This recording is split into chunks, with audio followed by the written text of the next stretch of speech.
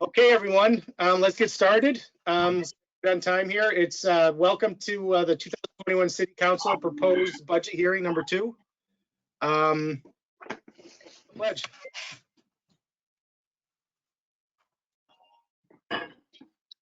I pledge allegiance to the flag To the flag of the United United States of States of America, America, and to the republic for which it stands, for which it stands, one nation, under God, indivisible, with liberty and justice for all.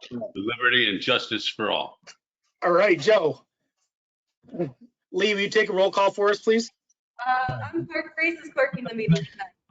We're both here, so I'll do the roll call. Okay, go ahead, Grace. Councilman Scaringi, Present. Councilwoman Restinetti, Present. Councilwoman Riley, Present. Councilwoman Friedman. She's muted. She is here. Councilman Burns. Oh, I'm here. Can you hear me? Yes, I can hear you now. Present. Okay, present. President Burns. Councilman Strawn, Present. President Scanlon. Present. That's all 7 here. Okay, welcome everyone. We got a long night ahead. We got some big departments and some long stuff here, but not quite as many presenters in numbers. So hopefully it'll go relatively smoothly. One quick reminder: if you're not actively presenting or talking, if you could mute on your end, it just helps everything go smoothly. Just in case there's any background noise or whatever. So let's just get rolling. We got Chief Eggleston with us. Go ahead. I'd like to open pages 59 to 63 of our budget, and also page 199, which is the capital improvements as it relates to the fire department. Go ahead, Chief Eggleston, whenever you're ready. Okay, this is the 2021 budget. Do you want me to go through line by line? Do you want me to just take what you have questions on? Tell me how you want me to do this. Everybody's done it a little differently. You don't necessarily have to go line by line, but why don't you just give us some highlights from your perspective, things that maybe are different or notable, whether it's additions, vacancies, just things that to bring to our attention to be aware of. If it's something that's the same or a small item, you don't necessarily have to go every single line. Okay. Well, it appears the biggest thing is in our personnel services. We have 4 unfunded positions, and we have 4 vacant positions through the contingency, handled through a contingency fund.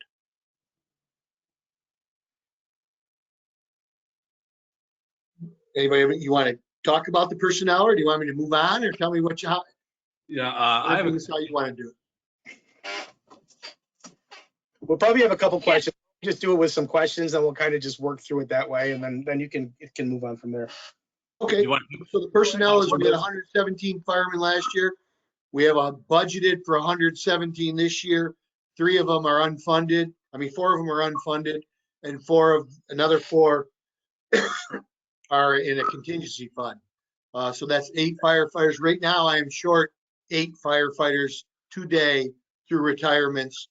I have another one going in December and another one going in January. We did increase the overtime budget. We'll get to that when I get to it. But I personally don't like just running a fire department on overtime. But that's one of the biggest changes in the whole budget for us this year. These and I understand these are trying times. Nobody knows about what the federal government's going to do. I totally understand that what the sales tax revenue is. I understand there are money issues everywhere. Phil, are we going to let him finish before we ask questions?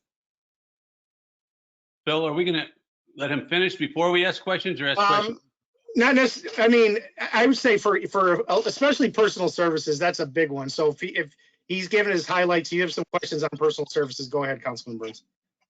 Okay, Chief, starting with 8 men less, let's 8 firefighters. I assume maybe there's 1 or 2 women, I don't know.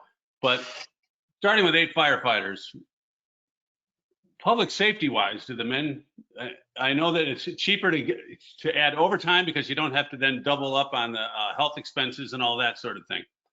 But just public safety wise, is it affect us at all? Does it affect the men? Are they overworked? Do they get exhausted? I mean, how does that, what do you think of that? It does reach a point. We were short 9 last year, and we did reach a point. You can almost see when you start calling in, if you need 3, 4, 5 firefighters a shift, and it takes you 20, 25, 30 to get that many phone calls. When there is more overtime, yes, they work a 24-hour shift. So somebody works the shift before and somebody works the shift after. If you have to do overtime on that, quite often it comes out to a 36-hour shift. I would always rather have the firefighters than to just filling in with overtime. Phil, how do we make a motion? If I wanted to make a motion to take the 4 that are in contingency and make them active. We are paying for them already in contingency. And then when we get the money from the federal government, we then fund those ones that are unfunded. But this way, the fire department, we won't be spending any more money than already is there.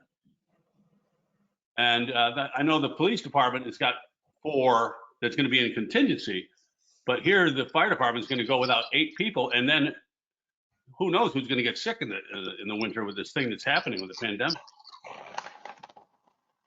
Councilman, sorry to interrupt, but one thing, I can't send them to school until the next class happens. You know, with COVID, everything has ceased training wise. It's obviously a different world than we've been in.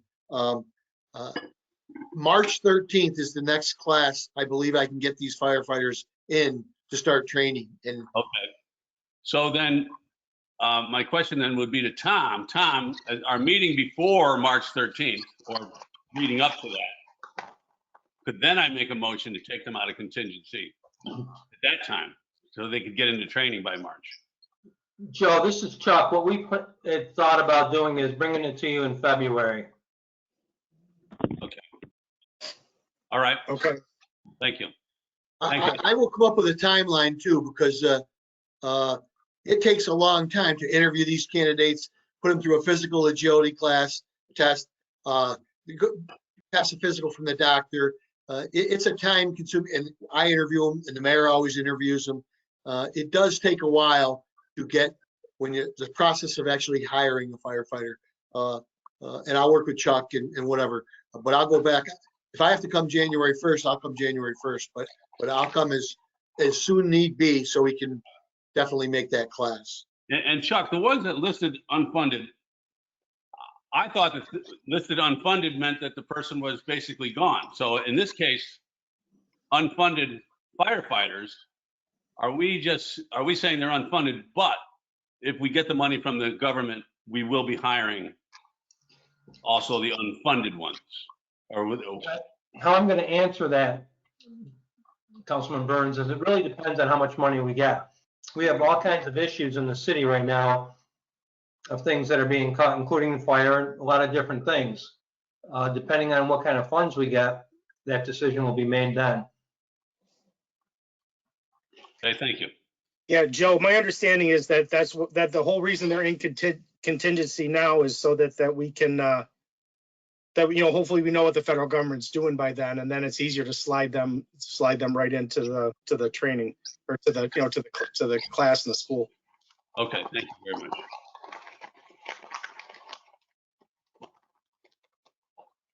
Any other questions? Hi, on this that? is Councilwoman Friedman. Yep. I've got a question. Go ahead. Thanks. Hi, Chief Eggleston. Thanks for coming. And I said this, the first comment I made last meeting, this is my first budget meeting. So to everyone, thanks for your patience as we're learning. I just wanted to clarify one thing. So you said that there are 8 firefighters that are vacant right now, either unfunded or in contingency. And you said that you have 2 firefighters that you know for sure are retiring. Yes, Okay, so would that then mean that those 2 positions theoretically would just not be renewed, and then we would theoretically only have 6 firefighter positions that are vacant Nope. or unfunded? no, what we did was, just to make it maybe a little simpler, our budget, we have 117 firefighters including me, in the fire department budget. Next year, we are still having 117. 4 of them are unfunded in the contingency, 4 of them are unfunded.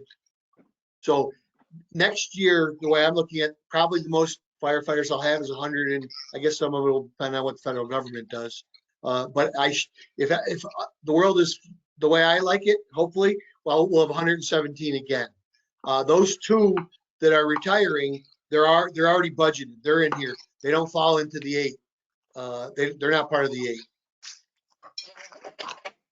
Does that make sense? Yes, that makes sense. So, so I'm just thinking, if we know, so by the end of next year, you are predicting that you'll have 115 firefighters, right? No, Depends on what happens with the federal government, I believe. Oh, sorry, Chuck. Aviva, there's 117 in the budget. We're cutting 4 out, leaving us at 113. Even if these 2 retire before the end of the year, we would hire them back next March. The money's in the budget to do that. So the least still would be is 114. Yeah, so the 2 are already are funded and in the budget already. Yes. Yeah. I see. Okay. Because I'm just thinking that it seems like, if we're short funding for 8 positions, it seems to me like, wouldn't it make sense to keep those 2, to not rehire after those 2 firefighters retire? So then we'd be down 10, and we were already down 8, so we don't want to go down, correct? You're correct, Phil. Okay. Yeah. And those are already in the budget, so those 2 are automatic. I mean, assuming he's got people to fill those, to go to the school, or if they move into town or come from I don't know if that ever happens, but. Okay. So this is Councilwoman Riley. So at the end of the day, based upon all the numbers, we are looking at a total of 4 that are coming out of the 117, which would leave us at 113, correct? Correct. And we know, based upon last year's data with 109, we had an exorbitant overtime budget, which was talked about a minute ago.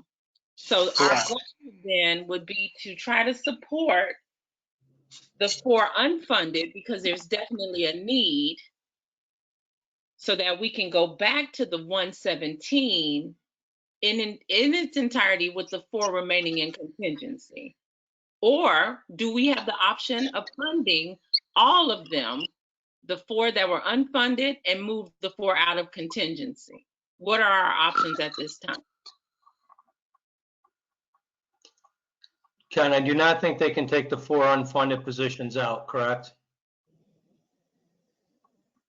What you're asking, can they move the money from a personnel standpoint? Can they move the money from contingency into the fire budget? I think they can do that if they wanted to. Yes. The 4 unfunded positions they cannot put back into the budget, I don't believe. The 4 contingency positions are in the budget. They just need our approval next spring to activate them. Correct. But the 4 unfunded, right? Cannot. So you're asking, can council add positions in? Yes, but they have to find the money from somewhere. I mean, they have to keep that at a contingency as well. Yes, so I I have think two.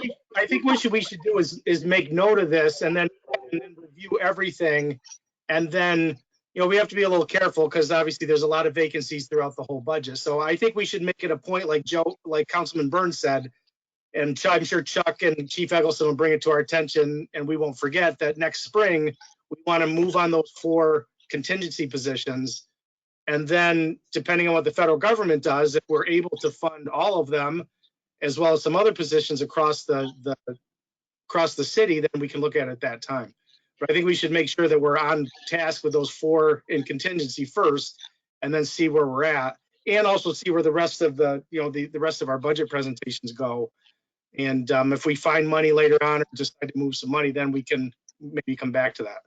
Well, there's also another thing, Phil, to be thinking about, which I didn't feel I needed to share this right now, that next year we could apply for a SAFER grant for these 4 people, which would pretty much get it all funded by the federal government for X number of years.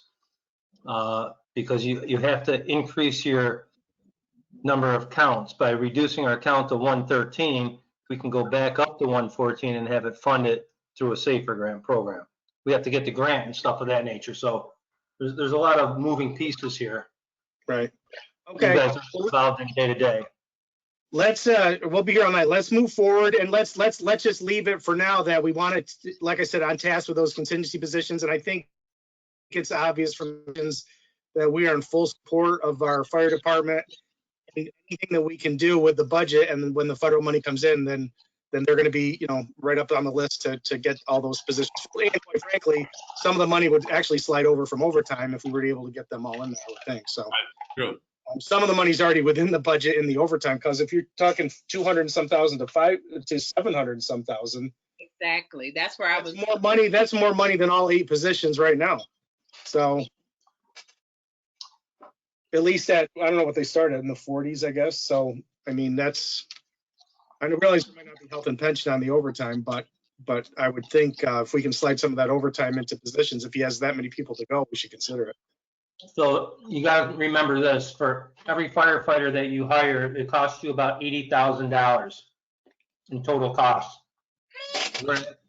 Whereas the overtime is roughly $40,000. So on every firefighter that we do not hire, there's a savings of $40,000. Okay.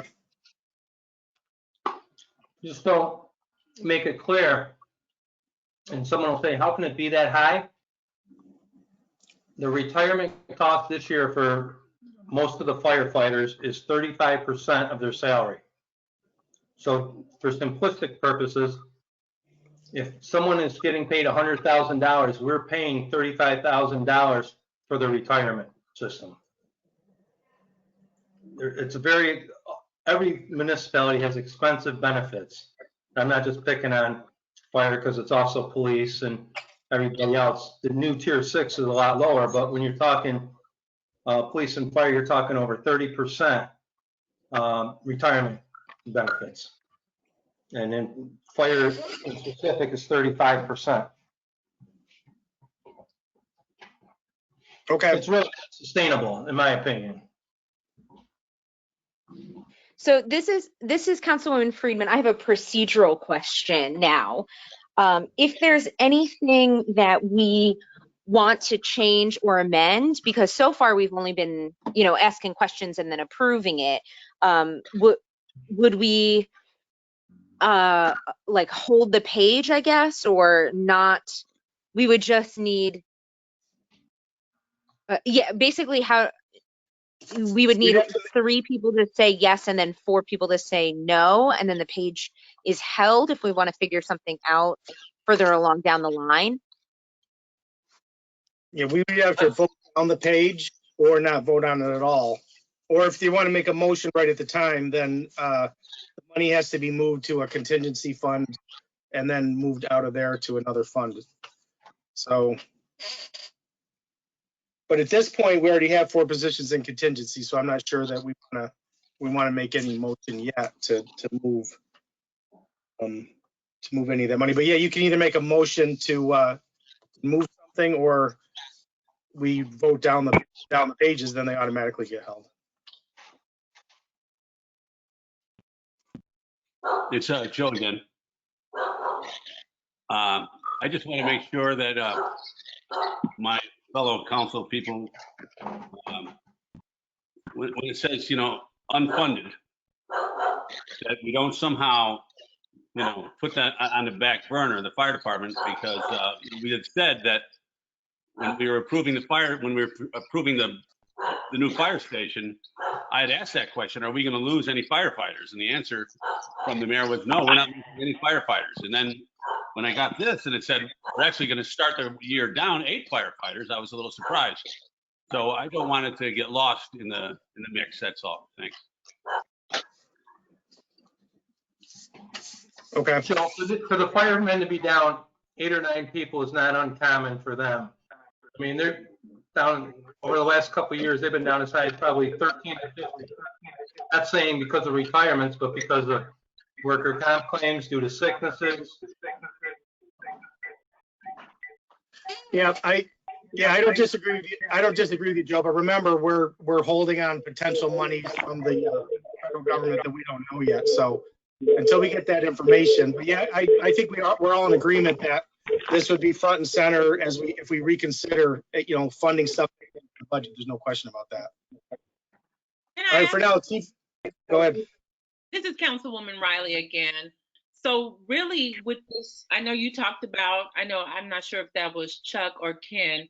We talked about how you've operated because of handicaps and workman's comp, which is different from having salary lines removed. Some things are acts of God that you may do. What does it do in terms of safety overall for us to now expect you to manage on 105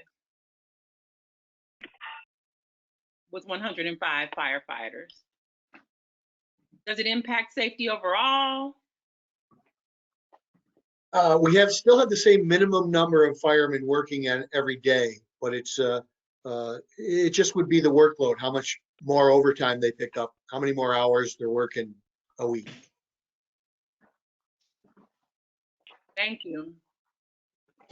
Okay, Chief, why don't we keep moving on through this, or we're gonna take forever. Okay. And again, I have numerous things on every page. If you want me to hit, paramedic training stipend is next.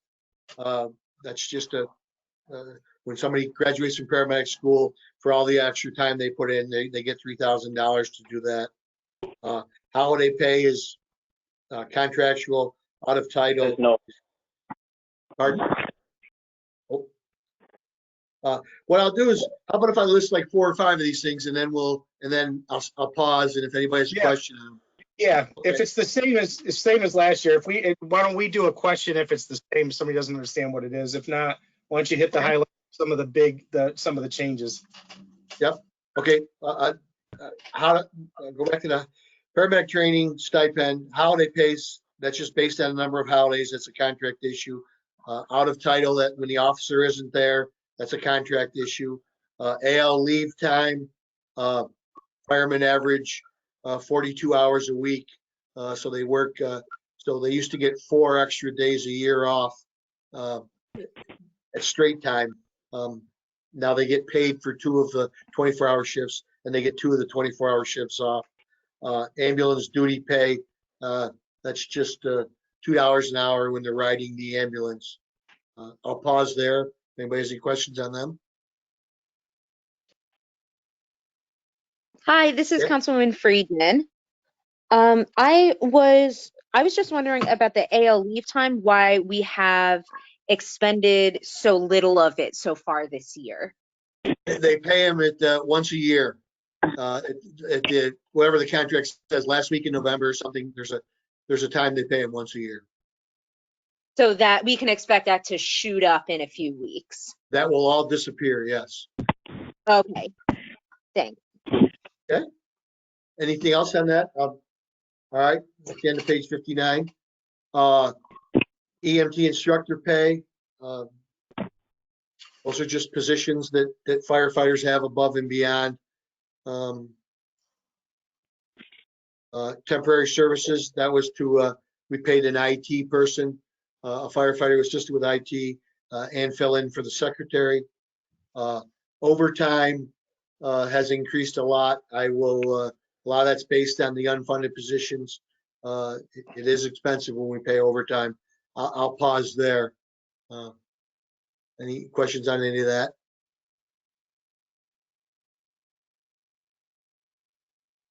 Okay. Vehicles, furniture, nothing. Equipment, that's just annual equipment we need every year. Usually when I go through the budget here, as you can see, it was cut down 100. I try and cut all these down a little bit. Office supplies, we still need office supplies. General operating supplies. We have a whole bunch of buildings we have to clean and take care of. Vehicle parts. Vehicle parts is up a little bit from this year. We took it down last year.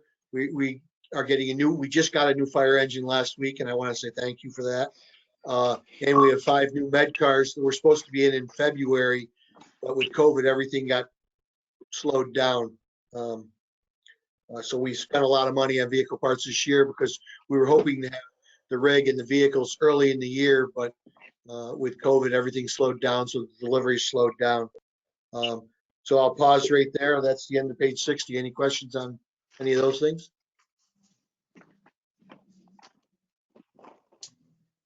Okay. I'll move on to page 61. Gas, diesel, that's a fixed cost. We don't have any control over that. EMS supplies, a big one. It was a big one this year. The mayor was able to find COVID funding from other sources. So we went through a unbelievable amount of personal protective equipment, and we still are. Some of it doubled, tripled, quadrupled in price, but we still need it. And we've done pretty good. Hopefully we have a stockpile which will get us through the end of the year, I hope. Uniforms is contractual. Gas, heat, electricity. We've added a little bit to gas, heat, and electricity because we moved out of headquarters. We're in the Matco building, and we are paying for heat now and electricity that was part of City Hall last year. I'll pause right there. I'm like halfway through the page. Any questions on any of that? Okay. Next one, relocation expenses. That's temporary facility at the Matco building. Cell phones, insurance, insurance to cover the paramedics. Professional services, that's our ambulance billing company. Medical services, those are physicals. That's a contract thing. Building equipment improvement. We've gone, our buildings, our 4 outside buildings, the average age is 97 years old. We do have some old buildings that we had to put a new boiler in one of the stations this year. We have a roof issue over on Main Street, just the upkeep of the buildings. And the last one on that page, equipment repair and maintenance, our annual ladder testing, pump testing, our EMS equipment, a lot of equipment has to be maintained. Any questions on the rest of page 61?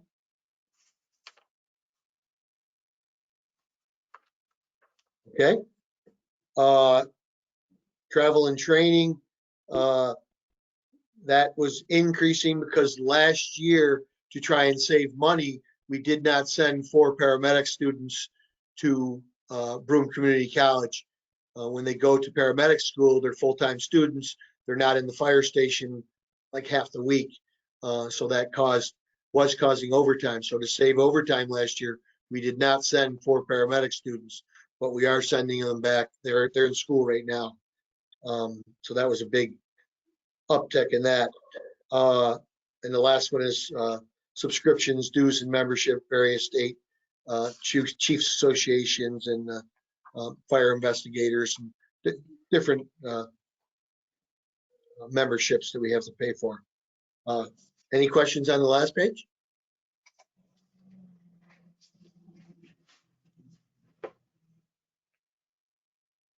Okay, thanks, Chief. And it looks like you just have one item on 199, but that looks like an income item for sale of equipment. Take some stuff to auction. Mr. Chairman. Yeah. Yes, that's just an auction line that Chuck can speak on that. That's from when we've sold old fire engines or any equipment that we have at the county, it just has gone in there. Chuck, is that? That's Yeah, correct.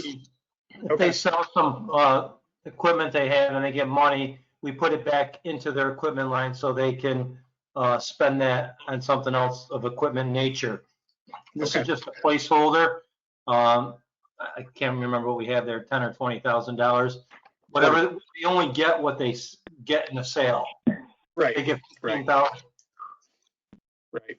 I just wanted to touch on that since we'll be approving that here in a second. So, okay. Thanks, Chief. Go ahead. This is, sorry, this is Councilwoman Freeman. I just have a clarifying question on that.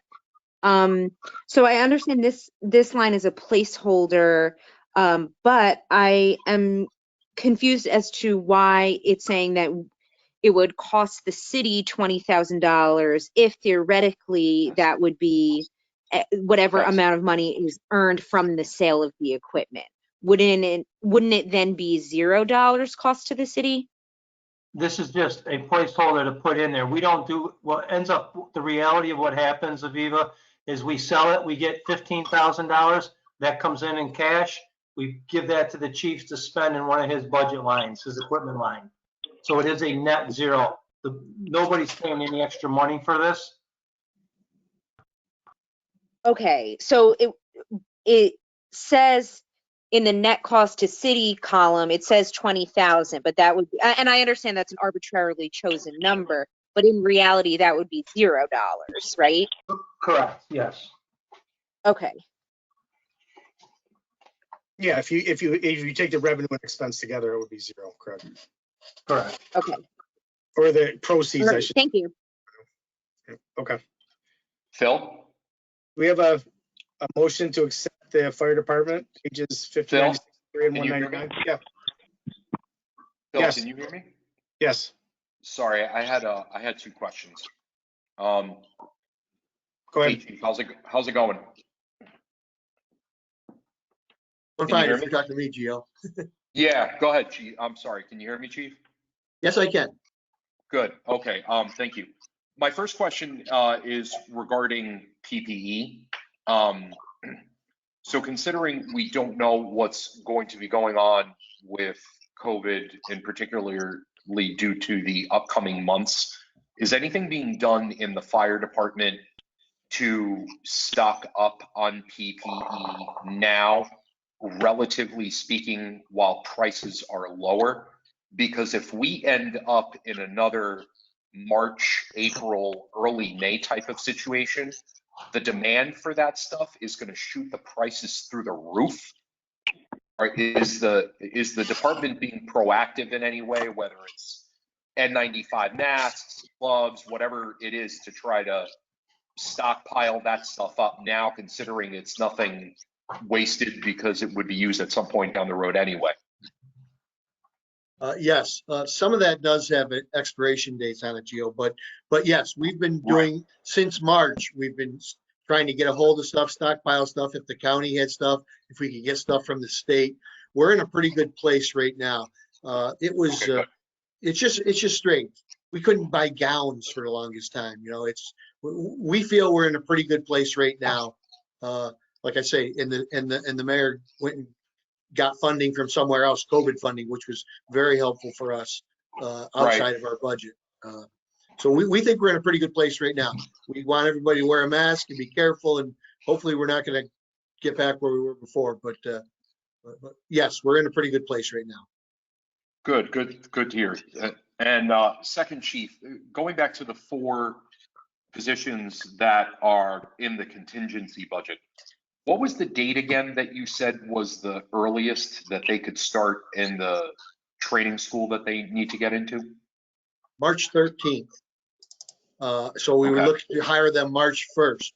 So again, I'll repeat this, but I'll come January 1st if I have to ask for, if it's available.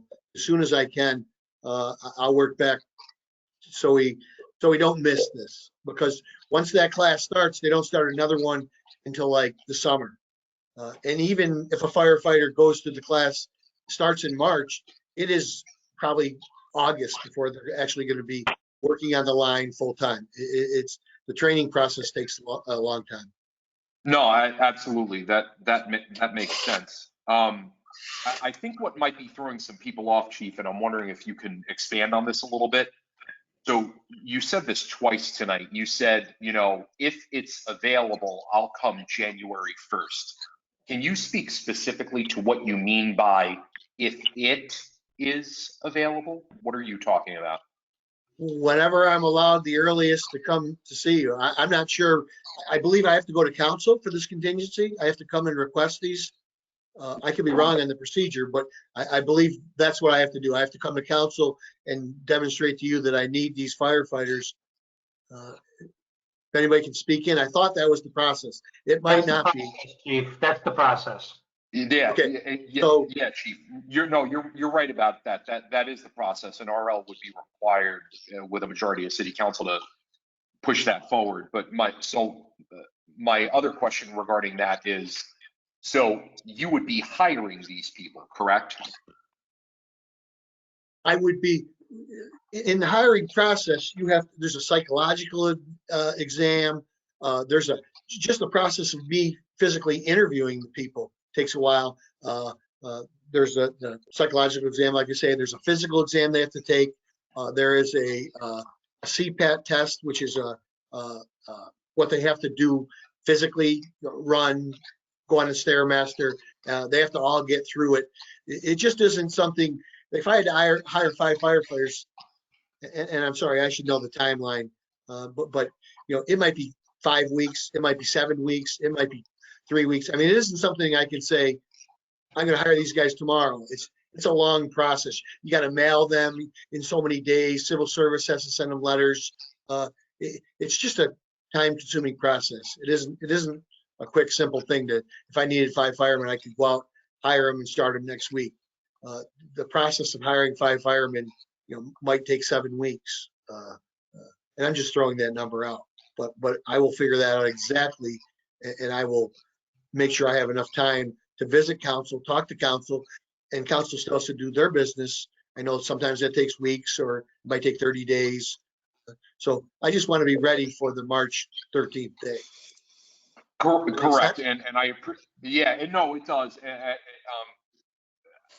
I'm glad you elaborated on that because I kind of knew the general sense of that. But the point here being that these are 4 funded positions in contingency to which we don't know who those individuals would be yet, is what I was trying to get across. Yes. Thanks, Chief. Well, thank you. It's Joe again. If the chief was going to come in January, why not just do it now? What's the difference? Bill or Tom? I just think there's going to be more information. I think part of this is waiting for more information to come from where things head after the election and everything else with the funding. And Joe, this is Chuck speaking. The reason they're in contingency is there's too many unknowns. We cannot just bankrupt the city of Binghamton by hiring all these positions. I mean, part of the aspect of this whole thing, this isn't things that I really want to say, but if it comes down to the point that we're not going to get any federal aid, okay, we can't bring this fund balance down to 0. Okay, that means hard decisions have to be made. What positions are most important? Is it fire? Then what people have to be laid off from the city? These are hard decisions that have to be made that you guys are responsible for and the administration's responsible for. And just adding that in right now, you're throwing in another $300,000 of fund balance that you don't know where we stand. That's why it's done this way. So we have a few more months to figure out where do we stand. Right, but it's Mr. already Chairman. it's already Right. used. Also remember, this is the mayor's budget. He would have to sign off on everything. So we have to, try to balance this as we go through. And I think. Right. Can I point out? I appreciate that explanation, Chuck. I'm sorry. I just kind of put things a little more into perspective. I'm sorry I cut you off, Joe. Go ahead. No, go ahead, I'm done. Okay. But anyway. Can I just point out that Chuck made the point about these safer grants as well? And what was meant by that is if you have 100 employees right now and you get a SAFER grant, you can have 104. But if somebody retires, you have to refill that position. You always have to have at least 100 plus whatever the grant is paying for, right? It creates a guaranteed minimum. So by not funding these immediately, you give yourself a little more leeway to get a grant so that you're not changing the amount today. And that's what Chuck was explaining earlier. Right, I'm just thinking that a grant takes time. January comes quick, but okay. I think a lot's going to change after November 3rd, and we'll start to get some more information. They're already getting pressure for passing something now, so we'll see. Let's see what happens. All right, if everybody's okay, I'd like to move on. We're running way behind now. Do we have anybody that would motion to approve pages 59 to 63 and 199? So moved. Second. All in favor? Aye. Aye. Aye. Anyone opposed? Okay, so we have Councilman Scaringi on the motion, Councilwoman Presidenti on the second, and that's approved. All right, thank you, Chief. Appreciate it. Thank you very much, and I appreciate everybody's questions. Thank you. Yep, thank you. Okay, do we have Chris with us? Chris Schleider? Yep, I'm here. Okay, thanks, Chris. Okay, I'd now like to open the code section of our review, pages 65, pages 91 through 92, and the fee schedule portion that just applies to code in that it falls within 202 to 209. So if you could start us, Chris, on I guess page 65, that'd be great.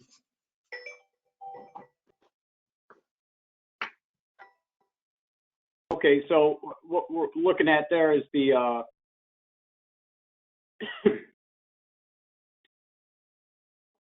the professional services. Those are exams that are given to different tradespeople in the city of Binghamton that want to obtain a master plumber's or a master electrician's license. We have to pay Prometrics, which is a nationally standardized examining agency, to issue and proctor the exams. The applicant in turn pays us for those exams. So although we have a $6,000 in the budget line to be able to purchase those exams, we're reimbursed by the fee that we charge the applicant. Most years we use pretty close to that amount, but every penny that we spend to order the exams, we're collecting from the plumbers and the electricians who take the tests. So that's not really a cost to the city as much as it is just a placeholder that allows us to pay for the exams in advance while we're collecting fees from the applicants.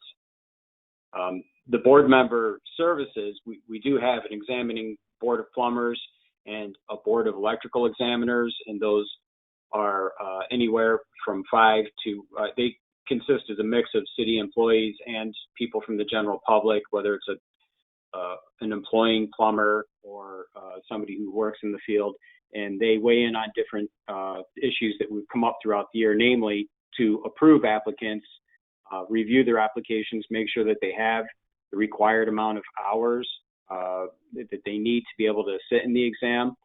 But we also review reciprocal agreements with other municipalities so that we can allow people who are licensed in Norwich or Johnson City to perform electrical or plumbing work in the city of Binghamton.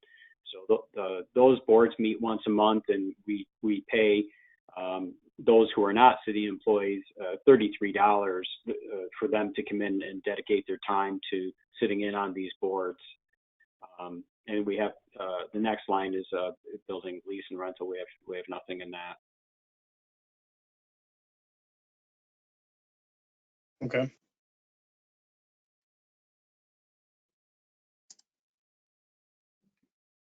Any questions on that page, anyone? All right, why don't we go to pages 91 and 92?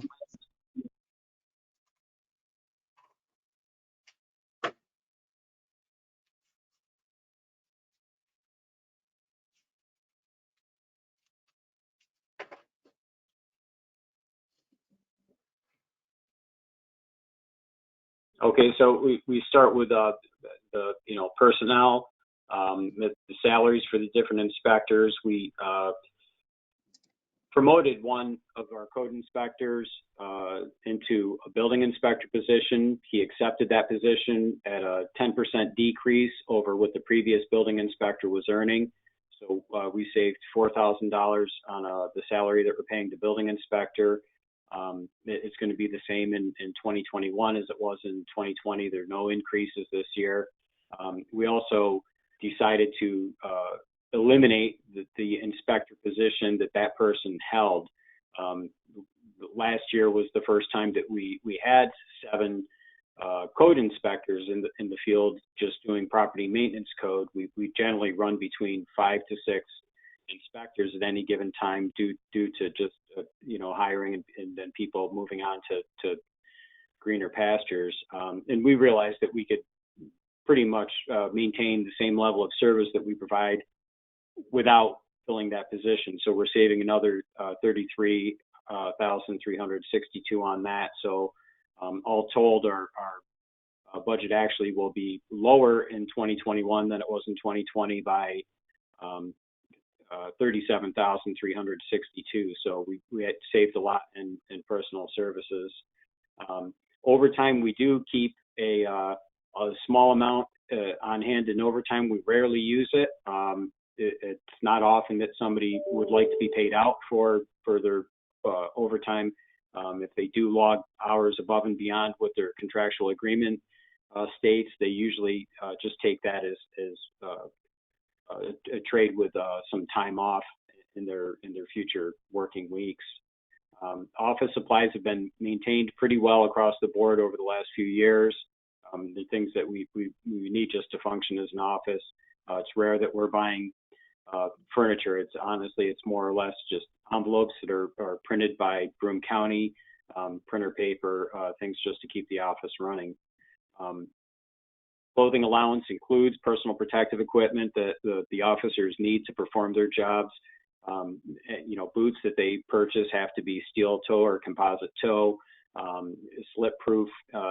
These are things that just aid in them performing their services without becoming injured on the job. And then we do also allow them to purchase outerwear, jackets or shirts with the city logo on it, so that when they arrive at a property to perform an inspection, they're recognized as an official and not just somebody showing up in plain clothes. So the uniform budget is pretty consistent, and we actually reduced it.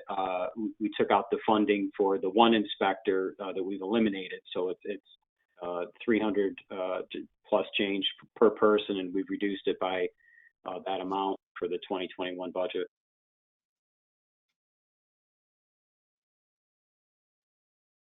Any questions?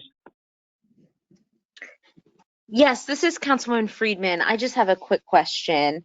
First of all, thank you for being here. And I was wondering about in the office supplies line, some of those seem to be, like, for example, the temperature guns and the PPE, that seems to be COVID related, right? The temperature guns are actually not for taking temperatures of individuals. They're to verify or be able to provide evidence of the New York State requirement that dwelling units be heated to a minimum of 68 degrees in the wintertime. We do get complaints from time to time that their heat is either not functioning at all or malfunctioning and not maintaining that minimum temperature. So those heat guns are used to take the temperature of an apartment and make sure that the landlord is providing the state minimum. Personal protection equipment, not necessarily COVID related either. That included Tyvek suits and boot covers if we have to go into something where there's hazardous materials present. There are times where building inspectors find that somebody's been doing some demolition or remodeling where there may be asbestos or lead paint present. So those are the types of personal protection situations, the types of situations where we would need personal protection equipment. Okay.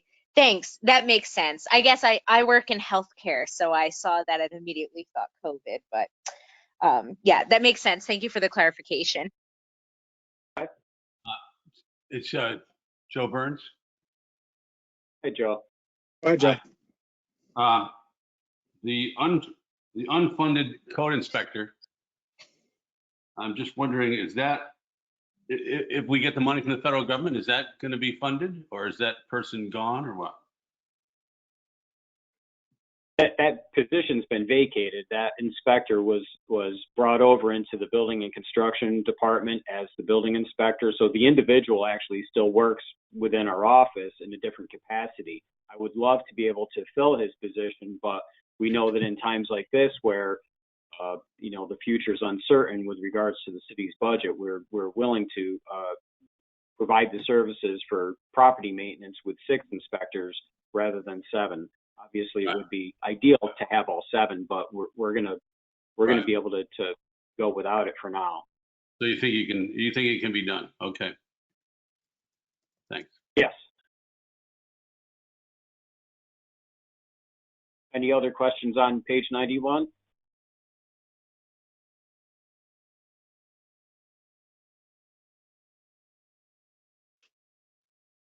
Okay, so moving on to 92, where the first item is the travel and training. Our inspectors are required to maintain 24 hours of in-service training, and the new hires are required to go through a 6-week basic training program.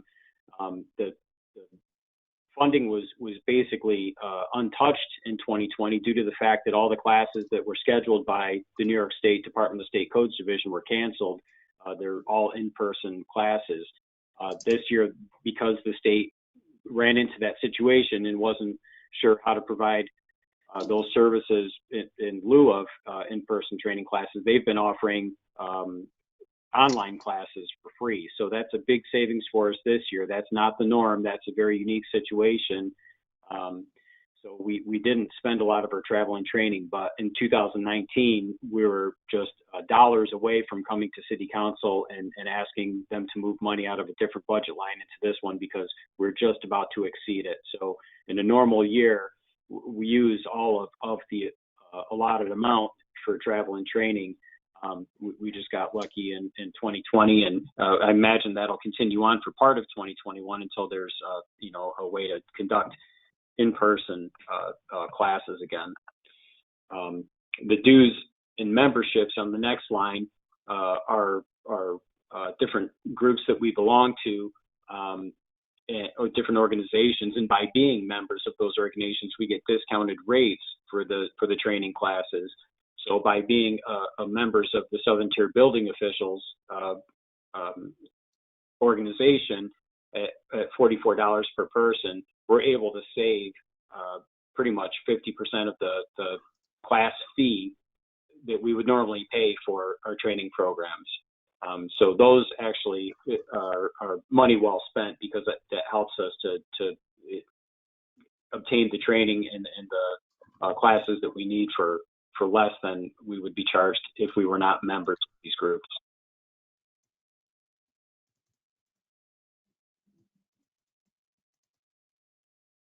This is Councilwoman Friedman. I have another question for you. Mm-hmm. Are the dues and memberships due at the end of the year? Is that why there has been proportionally little of that spent so far this year? No, they're generally due in the beginning of the year, and I'm not seeing the amount expended. Yeah, so we did have a couple of the organizations that we didn't sign up for this year because we weren't going to the travel and training classes, the in-service training classes. Being that they're offered for free this year, we didn't see the need to become members of those organizations. So we didn't really spend the amount that we normally would.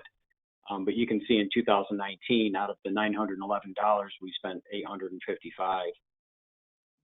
And I anticipate that we will be back to spending that again once we find that those memberships will allow us to have discounts for the required training classes. Okay, thanks.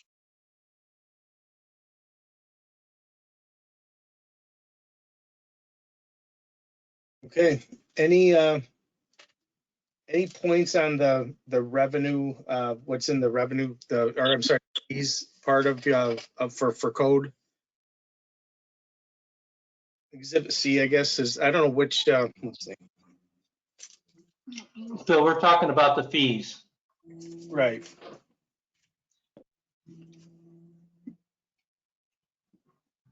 That's like if people have fines and things like that. Well, Yeah. actually, we don't collect fees for fines. Those are all handled through the Unified Court District. Those don't come back to our office. The fees that we collect are for building permits. Okay, right. And We are Phil, Chris, go through everything that you changed on this so they understand it. okay. Do we have that page? I guess that's on the fee schedule. What we Right. basically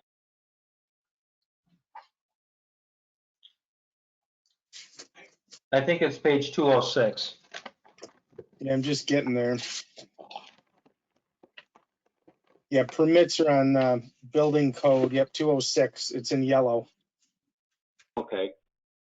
What you can see is we currently 205, 206 are code.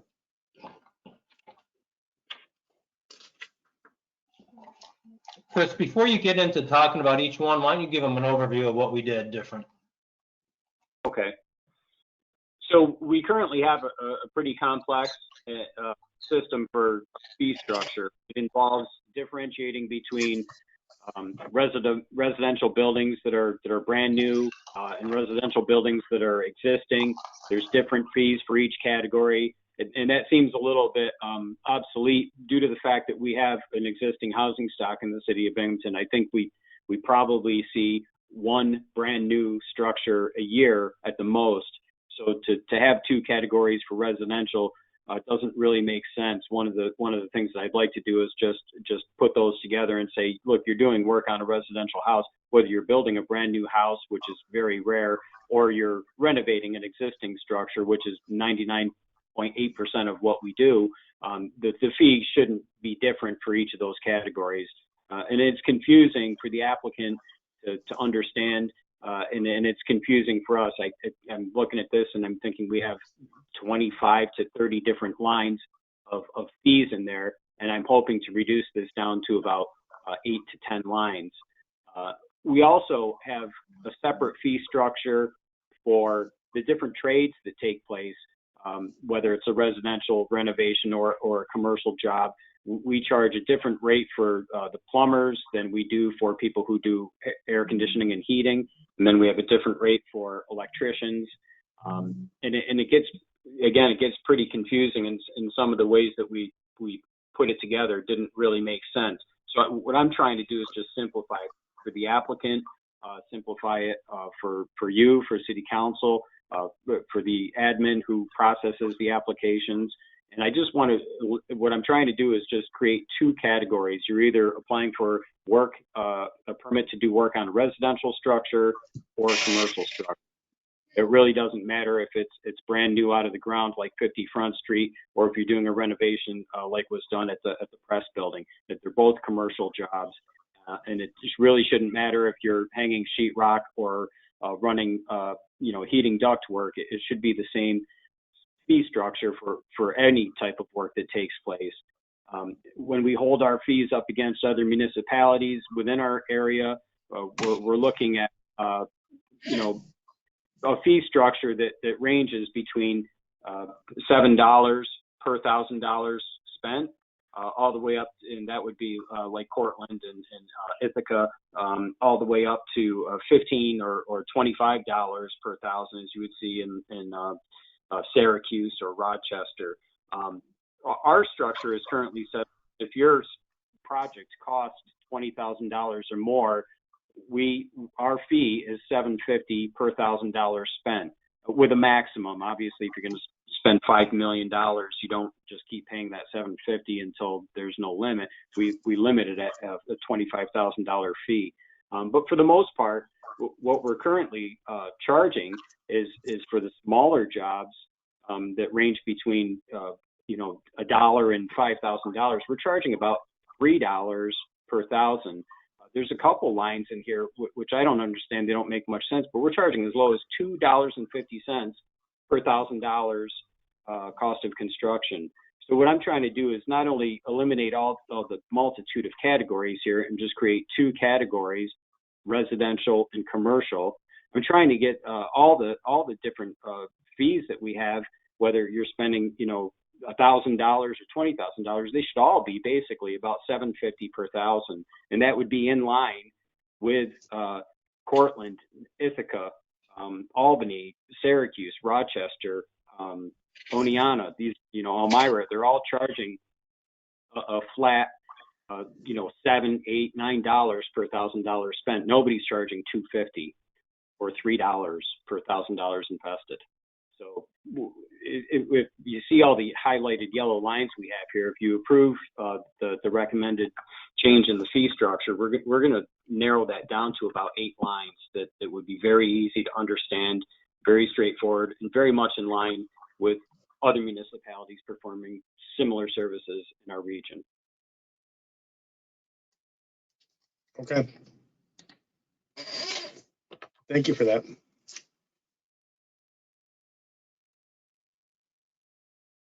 Does anybody have any other questions for Chris while we have him here? Mr. Chairman. Yes. Thank you. Hey, Chris, how are you? Thanks. Thanks for coming. Good. Thanks for coming down tonight. I really like the idea of attempting to aggregate this fee schedule into something that is much more ordinal and simpler to read. In the current proposed fee schedule now, just for my understanding, so are you saying that reestablishing this the way you are proposing would increase the building fees? Could you go over those numbers again, please? Yeah, there are definitely instances where the fee would increase. Our base rate right now for a residential renovation is $15. So if you were making a repair or a bathroom remodel at the cost of $5,000, you're paying $15 for the permit. We are recommending of saying, look, really the minimum fee for any job, especially the $1 to $5,000 range, should be $35. Every other municipality does that. They'll say in Cortland and Ithaca, look, it's $8 per $1,000 invested or $1,000 of construction with a minimum of $40 or $50. And we're going below what those municipalities ask. We're saying 35 is a pretty flat rate. But at $15, if you're doing a $5,000 bathroom remodel, you're paying $3 per $1,000 invested. So it's not a lot. It's not, a big percentage of the amount that the applicant's already spending on the work.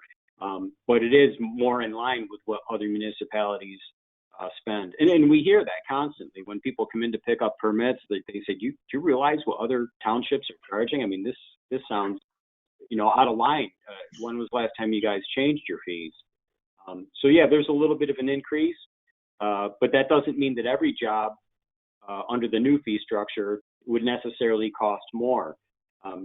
For example, the way we have the electrical permit set up right now is that you pay a base amount of $35, but then you pay $2 per device. You're talking about switches, outlets, light fixtures, and when you go into a building, as you imagine your home, how many outlets and light switches there are at $2 each. You could be looking at $300-400 for an electrical license, even though that project may have only cost $8,000. So under the new fee structure, instead of spending $300 or $400 for your electrical permit, you'll be spending $150. So that and there are occasions where it would actually be less expensive. But certainly for the entry level jobs, it's a little bit more than we currently charge for the basic fee. Once you get to the $20,000 mark, it's exactly what we charge right now. We're not changing the fee at all for projects over $20,000. We're just saying the ones that are less than 20 should be categorized basically as just residential and commercial, and those should also be pretty close to $750 per thousand with a starting point that's more than 15. Right. No, I like the reorganization of, saying, category A, category B, residential versus commercial. My concern is that, when you take these costs in the aggregate for the homeowner, I think people reasonably understand, increases over time. I'm a little concerned if I'm understanding you correctly about, so you're saying for jobs that cost less than $20,000 on the residential side, they're going from 2 and change per thousand to 7 and change per thousand. Is that correct? Yeah, pretty close. But when we're talking about $5,000, we're looking at a $20 increase. It's not hundreds of dollars. So nobody's going into a kitchen renovation and saying, boy, this was going to cost me $10,100, and now it's going to cost me, $10,125. It's not, so great that it would cause anybody to postpone or abandon an idea to make an improvement. So could you? And I know what you mean about incremental increases sound great, but the fact is this is neglected for so many years. $2.50 per $1,000 spent is archaic. I don't know when this was revisited or last when those were established, but for the services that the city provides, and all this money goes into the general fund. It doesn't come back to our department. But for the services that we provide, it seems like there should be a minimum a little bit higher than $15 for the amount of plan review and administrative work and field inspections that go into overseeing a bathroom renovation. Right. No, I understand that, and that makes sense. So maybe if I ask this question a little differently, because I'm also wondering for, our homeowners and our constituents who are listening in or maybe listening in at some point, could you numerically talk about that $20,000 or less range more in the aggregate, or what you particularly see applied for? So, if 50% of your jobs this past year that were under $20,000, and I'm just using, random numbers here to prove the point, so the numbers are moot, but, if the average homeowner is spending $200 in addition to the total cost, is this fee structure going to raise that on average to, $275 or $300, or is it raising it to, $500 or $1,000? Because that's a big difference. No, and you're right. It's not. In fact, a good portion of the renovations or permits that are applied for things that a house needs routinely. You'll need to replace your furnace or your water heater. You'll need to, a lot of front porches in Binghamton, need to be replaced as they start to sag, roofing work. So if you're looking at replacing a furnace, a water heater, some repairs to a front porch, these are all under $5,000. And if something is, let's say just a water heater, you're going to replace that and it's a $500 job. You currently would be paying $515, and we're saying that would increase to $535. So it's not so great that you would neglect to replace your appliances. It's just enough to balance out the amount of labor and expense that the city incurs for taking the oversight of that project. So a good portion of the work that's done, of the permits that we do, are under the $5,000 range, and this will not even at $100 or $5,000 will not double your cost or add a significant percentage, 10, 20%. So no, it's not going to make it cost prohibitive to do maintenance on properties. I think it's a palatable increase. Right, yeah, and I appreciate that because, and I apologize if I'm sounding redundant, but the concern that I have is, if we're at around $2 and then we're saying it's going up to $7, right? That number, that statistic in and of itself is a 300% increase that does not necessarily correlate to 3 times the amount of something in a given project. And I want people to understand that that isn't parallel in that sense. You're right. That's a very good point. We're not, although we're looking at an increase of going from 15 to 35, that's over 100% increase. This is not 100% increase of the cost of the project. The cost of construction stays relatively the same. You're looking at a very insignificant amount of increase in your cost for the permit compared to the cost of construction. Yeah, absolutely. Obviously everything, whether it's, property taxes, things related to COVID, and things like that. Again, I'm fairly certain most people will understand that costs drive up over time. We try to impact those, but, I just don't want someone thinking that I have to replace my boiler and now that $100 fee is like $850. You understand what I'm saying? Absolutely, and that's a good point. That amount really it never really gets to that until you're well above the $20,000 point. You're not looking at hundreds of dollars until you're into spending hundreds of thousands. Right, exactly. Okay, I apologize for belaboring that, but I just thought that was important. No, I appreciate it. I'm happy to elaborate. You're right. I want to be, transparent and clear and make it understood that this is not, in any way trying to penalize the constituents. And I think that the fees are fair and reasonable when held up against fees that are existing in other municipalities. I think we've just really been pretty slow at changing and bringing our fees in line with what the market rate is in every other municipality. Thank you, Chris. Thank you, Mr. Chairman. Okay, thank you. Okay, if we don't have any other questions, I'd take a motion to approve pages 65, 91 through 92 and the fee portion that represents code that falls within 202 to 209. So moved. Second. All in favor? Aye. Aye. Anyone opposed? Okay, we have a motion by Councilman Scringy, second by Council President Scanlon, and that's approved. Do we have John with us? I'm here. Can you hear me? Yep. Hi, John. Okay, where are you?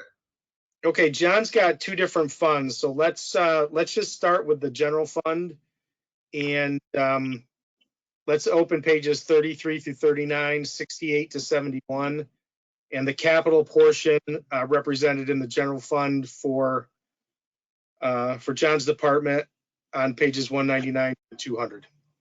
Okay, I'll start. This is the 2021 proposed budget for the Department of Public Works. As you look under personal services, there's really no change there. Any small increment or increases are contractually related increases. As far as small items, just like uniforms, I've reduced those, obviously reduced as far as budgetary reductions.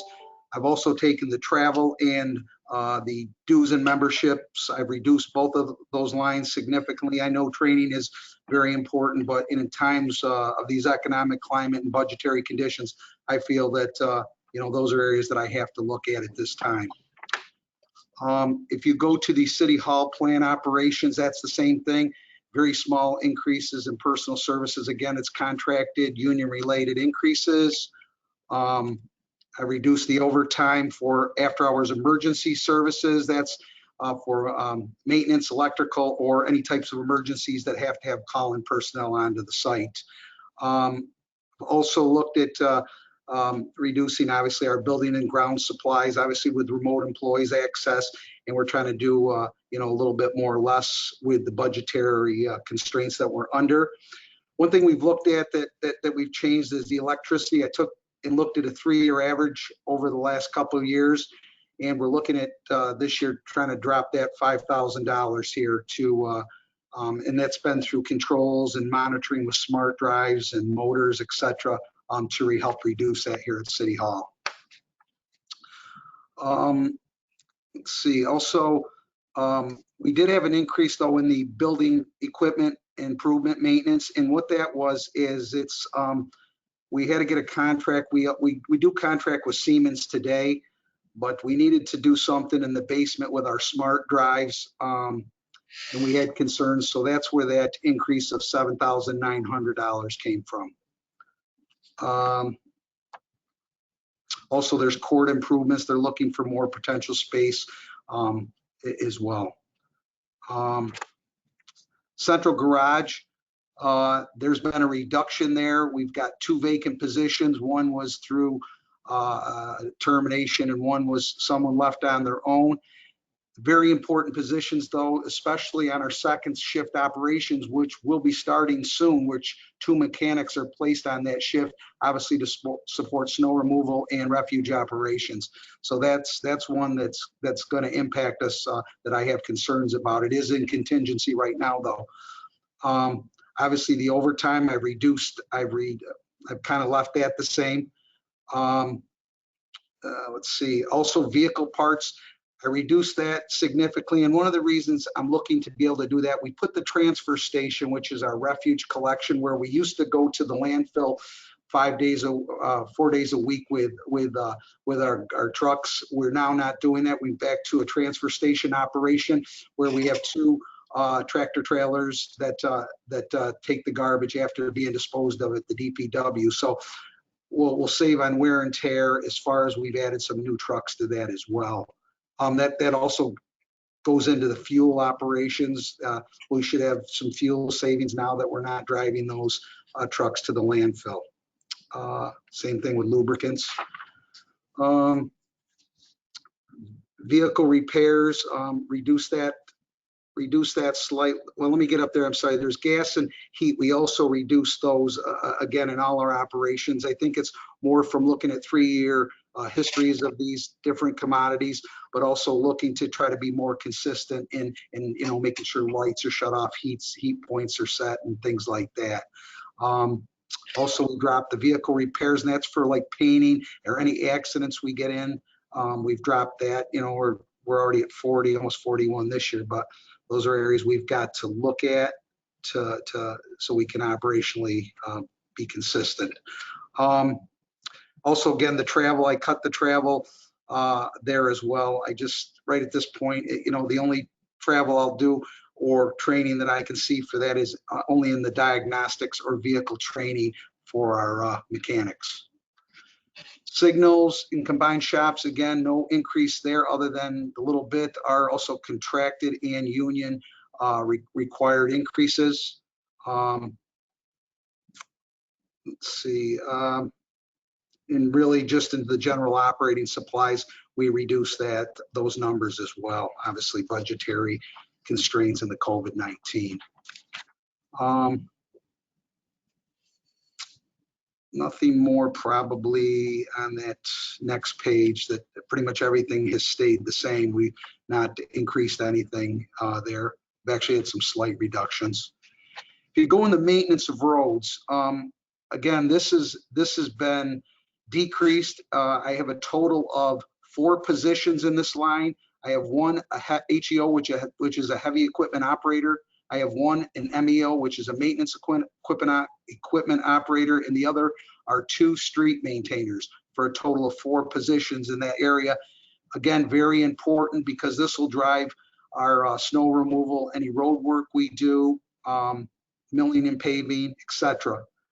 I've also been able to drop the overtime in this area by about $5,000. How I've been able to do that, when I do milling and paving operations, instead of working a five-day, 40-hour week, through the contract, I was able to reduce this and go into 4 days, 10 hours, which when you're milling and paving, it's usually overtime occurs because you're not going to be able to do it most days in 8 hours. It's probably 9 or 10, and we've had very limited overtime, as you can see this year, relative to this. Some of that overtime has just been necessary because, you know, if there's been call-offs or whatever due to that. Construction materials, which is your cold patch for the winter season, cement and fabric are used to repair the castings on the street and any milling and paving. So we've reduced that a little bit as well.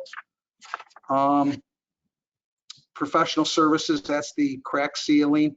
We have a contract. I reduced that a little bit as well. I mean, it's tough to cut some of these things, but obviously under a budgetary situation, I'm looking to reduce those items. Snow removal, always an important one. This is one that I do have concern with these vacant positions. I mean, I do have a total of 11 positions. I have 2 maintenance mechanics that are affected at this point. I have 2 MEOs, which are motor equipment operators. I have 1 heavy equipment operator and a total of 6 street maintainer positions for a total of 11 positions. One of the so obviously we've done nothing with the personal services. I mean, that's one of those unknown numbers. I mean, last year the winter was a little bit better. I think with our night shift, which is where a lot of the snow happened, we were able to control that because we have a second shift operation in place. I did want to look at increasing the temporary services to look at implementing 10 temporary employees, and it's with CD licenses. A CDL Class B is required to drive the larger vehicles. Now, the smaller ones, some of the street maintainers can drive those, but I don't. I've tried to encourage, as part of my operation this year, I've had two do it, is to the city pays for the license for these individuals, but they're not mandated. Only somebody that starts new last year would be mandated to get that license within a 6-month period. So I still have a lot of individuals that are grandfathered and chose not to get this license. I still try to work with them to encourage this, but I believe that we need to be able to protect ourselves to make sure that we have enough resources to remove the snow from the city. The salt and sand is pretty much the same. Obviously, I've got a good supply right now and should be able to start the season in pretty good shape. The only other thing is the street lighting. That's been moved into the capital line, the A9950. So that's where you'll pick up. We move that all into one area, transfer to capital fund. So if you go to page 108, that's the transfer to capital fund. That's where the DP lighting improvements are. And that's for poles, lights, electric, salters, 2 salters for the DPW to go on our Freightliner vehicles and our international. An air compressor, which is necessary. We're working on a 1980. And the compressor is required when we're doing milling and paving operations. I mean, we've really increased the number of miles we've done. We're probably close to 15 miles this year. Traffic controllers are also under here, and guardrails. I'm going to let Chuck talk to page 109, which would be the refuge fund summary, and that information following through page 113. John, hold on one second. Yep. You actually did really well coming through that. Let's go real quick. Since we just, let me open those in 1 second. Let's go back real quick to the general that covers the administration down through removal. Does anybody have any questions on that? And we can get those pages approved, and then we'll go right into the refuse. You did great though going through that. I appreciate that. I just want to make sure I want to open those pages for the refuse before we go too far into that. Does anybody have any questions on the general fund part of John's presentation? Yes, this is Councilman Friedman.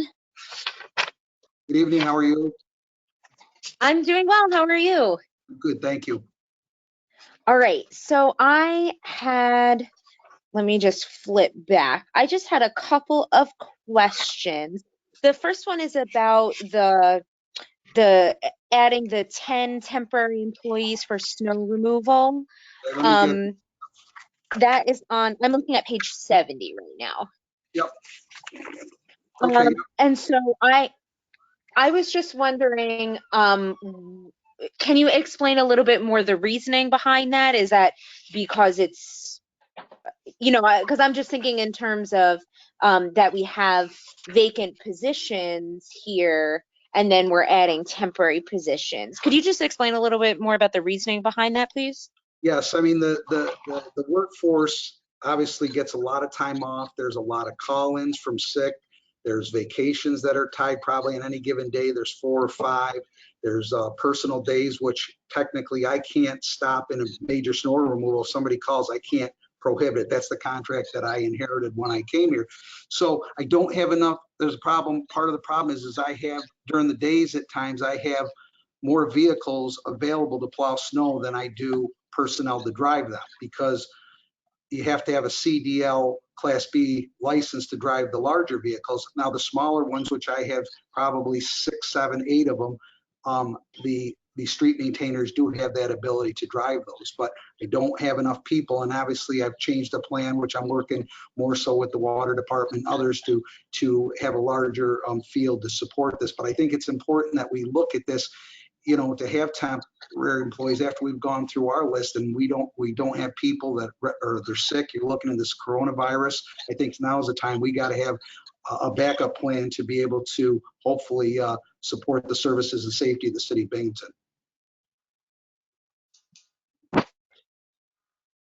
Okay, thank you for that clarification. I'm just thinking in terms of, we have vacant positions for people who were working full time, and then I'm just wondering how that factors in. Like, are we bringing in new people, or would these temporary positions be going to people who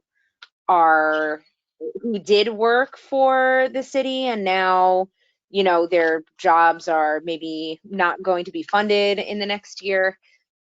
No, I think it's more just as like a security blanket. What we're going to look for is individuals that have plowing experience, that can drive a wing plow, that can drive larger trucks, that have actually plowed snow. I mean, not everybody can plow snow. I mean, we've gone into a training program this year for the first time that I've had pretty much every employee other than some laborers trained in-house this year, so that we'll be better equipped. But I still think that in an emergency, these people only work as we need them. So I just think it's an opportunity that should something happen, we can reach out versus just looking out the windows, figuring how we're going to get this done. And I know snow's always been an issue. This is Councilman Tom Scanlon. Jill will remember this. I want to go back 3 or 4 years ago. Well, it's going to be 3, I think, maybe Jill, where we got caught with a major snowstorm, one of the biggest ones in the area. And we didn't have the trucks, or we didn't have the people to plow the snow. And it got so bad that they actually had state trucks coming in to plow the snow in the city. So obviously this will protect us from being caught in a situation where we're shorthanded again. And one other thing, 4,000 of that 32,000, actually I reduced the temporary services line under the Public Works Administration. I took that out of there and I moved it over to the 5142. So actually it's more like 28,000.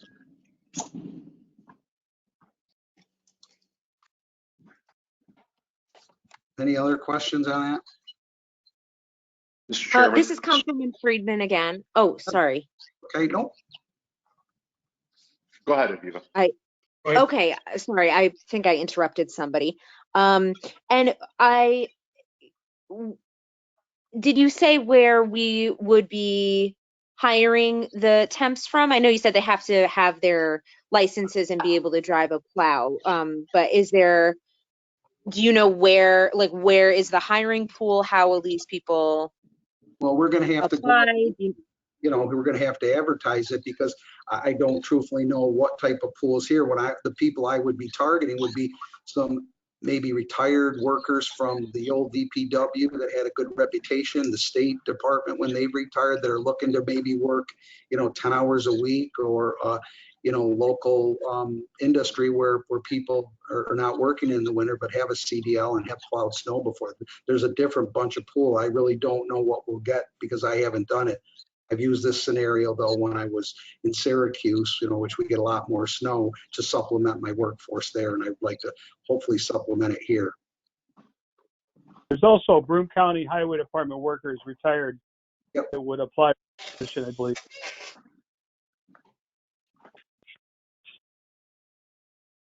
And are they independent contractors? Like, do they have their own insurance, or are we responsible for that? We would be responsible for that, and they would use our vehicles, but obviously they would get trained before they would be available to operate some of our equipment. Okay. And is that included in this this 32,000, or you said it was closer to 28,000? Right. You mean the insurance piece? Yes. I would say no. Okay. Aviva, we don't really have any liability insurance for stuff like that. We have the insurance on the vehicles themselves. Yeah, the city is self-insured. Okay. All right. Thank you for the clarification. No problem.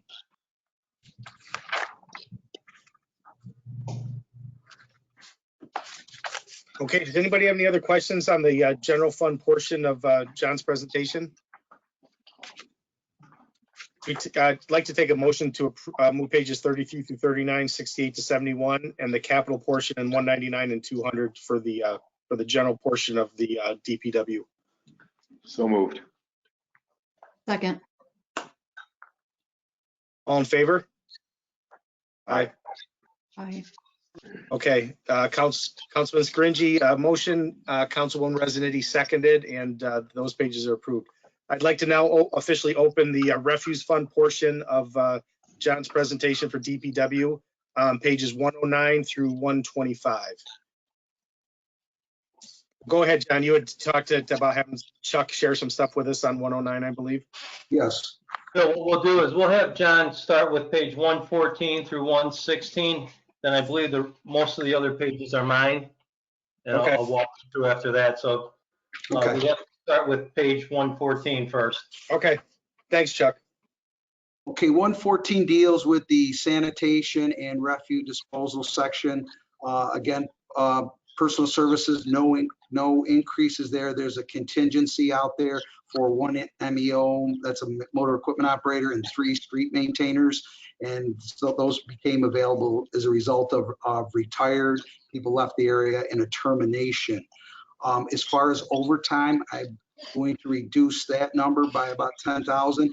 And how I've been able to do that is more aggressively when we have yard waste and things like that with the team. Also, we have travel reduction to and from the landfill because at the time trucks were going up there with a total of a driver and 2 laborers. So you can imagine 6 trucks a day, that this is where I'm able to pick up this. And the only time I'm hoping overtime is relative to some heavier waste collection days, around the November time period and at Christmas time. And then obviously, when we've had some call offs and stuff like that, or vacations and holidays. Also, let's see, vehicle parts, again, reducing that number. And again, that's due to this transfer station. I came before council when we started this. The transfer station basically went online here in August. So again, we're reducing vehicles going to and from the landfill. They're dumping over at 17 Broad Street, and then the garbage is put into trailers and transported up to the landfill. And that's where the vehicle parts, tires, and gasoline fuels have all been able to be reduced significantly.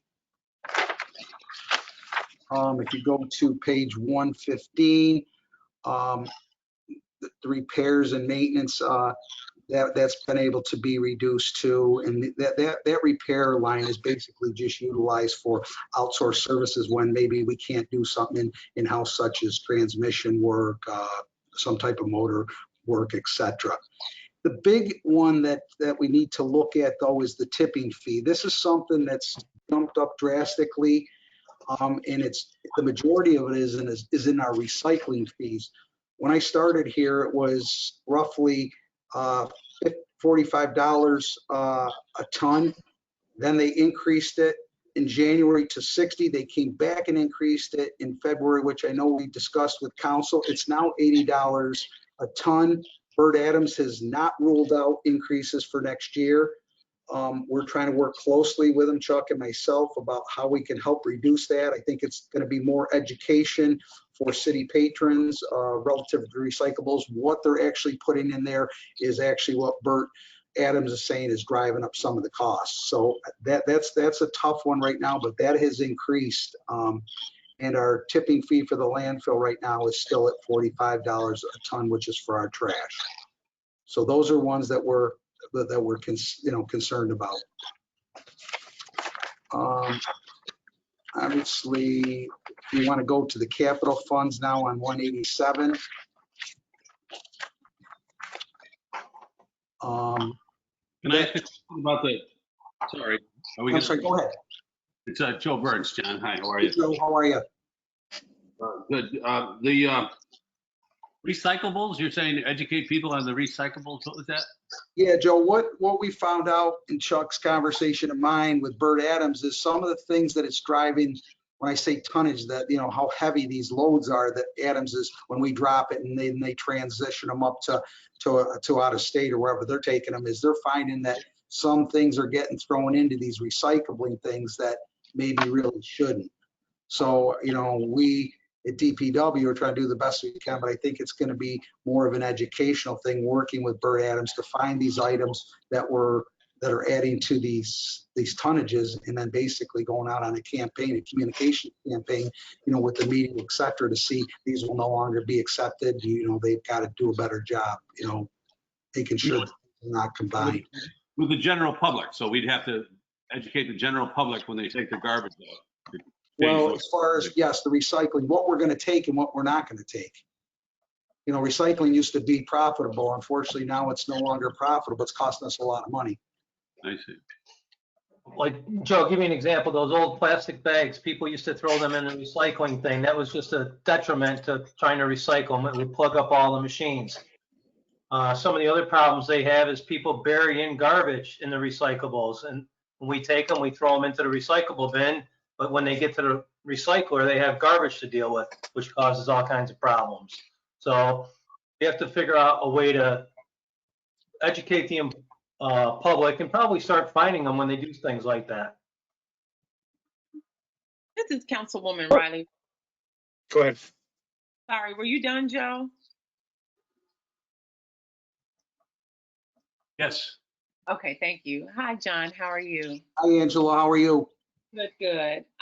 So just for clarification, did the tipping fee go up in terms of the 568 we have listed here compared to what was budgeted last year? Yes, and it went up extensively. When last year's budget came out, we were at roughly $50 a ton. Then after the budget was passed, it went up to $60 a ton. Then in February, they came back with another $20, which is what we're at $80 now. And again, Adams is saying he's not going to guarantee that won't increase from that number. So yes, it's gone up significantly in really about a year's period, or since the last budget. Okay. It's jumped roughly about 30, you know. This is Councilman Scale. Coming down to move money here before the end of the year. If you see there, we spent $551,000 year to date as of October 2nd. That does not include September. That's up and through the end of August. So we have basically 4 more months to put in there. And I'm just waiting to see what we think the final number is going to be, so we come down with 1 RL to move the total amount of money over. Now, This is Council. Go ahead. But I'm not done Council. yet. Go ahead. This is Councilwoman Riley. I'm not done yet. So Okay. basically, this estimate, is that because we're also seeing a greater amount of trash, as well as some of the tipping fees that may have been accounted for during the blue bag halting, or when we were taking trash without the blue bag? Yeah, our tonnage is up extremely. I think it's like 800 in our garbage, and I can't remember the other number there. And let me see if I got that. I don't know. Let me see if I got that. I don't have the exact numbers, but it went up extensively when we accepted, all kinds of garbage and whatever to get it off the streets. Okay, thank you. You're welcome. Oh, I'm sorry. I was going somewhere with the COVID. Council Riley, are you done yet? No, I'm not. So because Okay. of COVID and because we accepted because we were accepting everything, would that be eligible for any COVID reimbursement? I don't believe so. Not through FEMA. Okay, thank you. I'm done now, President Scanlon. Thank you. Thank you. Thank you, Council Riley. This is for John and Chuck. Aren't those tipping fees related to the fact that China was not taking any more recyclables? That's part of it. Yep. That's going to be a big part of it, right? Yes. Yeah, there's just no value in it anymore, where we used to get basically, revenue from it. Now we're paying for it. Yeah, China used to pay for recyclables. Then they went to zero. They take them. Now they don't want to take them. So I think it's a big part of what's driving up that there's no place to put them. There's a problem. Councilman Riley, I'm all done. Thank you. Councilman Scanlon, I'm actually talking to Bert to see if there's anything they can get money for and see if we can segregate that and at least help him out and help keep our costs lower. I mean, the rate that they're looking at possibly at next year is $110 right now. All right. Thank you, Chuck. Thank you, John. Thanks. If you go to page 188, that's the portion of the capital improvements. The CHIPS funding of $1.2 million, that varies year to year. It's a state government and New York State DOT program. It provides state funds to municipalities, which, like the city of Binghamton, to support our construction, repairs, and maintenance of our city streets and the paving of them. So that varies. It's usually $1.2 million, but we've gone $1.25 million. It just depends. And like I said, we've done quite a bit of paving and restoration work this year so far. So that's a positive. Also, the other ones are just under here. We spoke briefly about our street light improvements, traffic controllers, and the air compressor, which I said is $4 million in paving, and the 2 salters for the 2 vehicles, the International and the Freightliner. And I guess the last thing that I would speak to would be on page 199.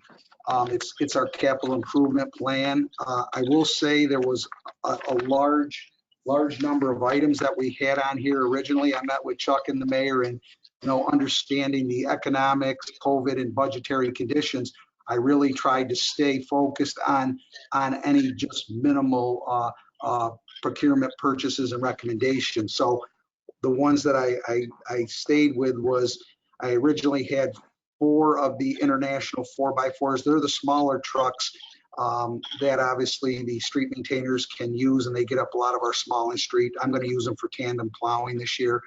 I've reduced that from 4 to 2, and 1 other plow truck, because of the age of a lot of our equipment is getting real old. I am putting in for a M2 dump truck, Freightliner, and that's also a combined salter unit. But that's pretty much what I put in for this year. I reduced probably about 5 or 6 other items.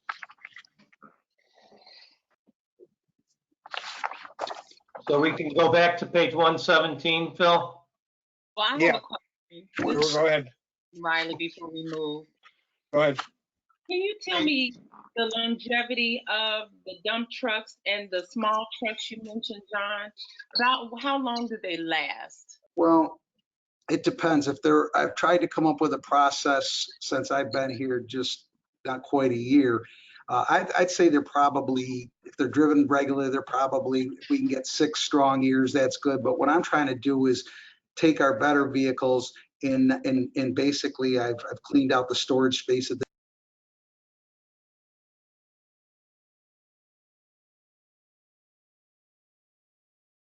DBW, and we're storing those. Obviously, they get started once a week. If we're able to do that, not put the miles on them, keep the salt beds out of the inclement weather, I think they'll go a lot longer. I think we could probably get 8 to 10 years on it. So it's just how we handle our PM, how we handle the vehicles. But I would say if you're driving them all the time, it's probably fixed 5 or 6 years. And that's, that's just what I've seen, because that's when you start getting into a lot of repairs, and that's what we're doing now. And unfortunately, going to have to continue to do that to maintain them so they're operational when they need be. Okay, thank you for that. Now, Another thing is having a committed maintenance program to these pieces of equipment every year. The vehicle repairs and stuff go to that. And I believe we got a pretty good mechanic supervisor that takes care of these trucks well for us. Yeah, we got a good team there. Chuck's right, and our supervisor is very knowledgeable and has helped us to move things around and helped us to save money through auctions and stuff. So yes, we do have a good team there. so clarify for me, either John or Chuck, because Chuck, we just talked about this earlier. Are we putting these vehicles into a bond anticipation note? In this case, in these vehicles here, and I can't remember what the exact amount is, they are going into a band with the intention of paying them off in 5 years. So we'll have 5-year bands, and each year we'll pay 1/5 of that truck value off. So in 5 years, it's paid off. It will never go to a long-term bond.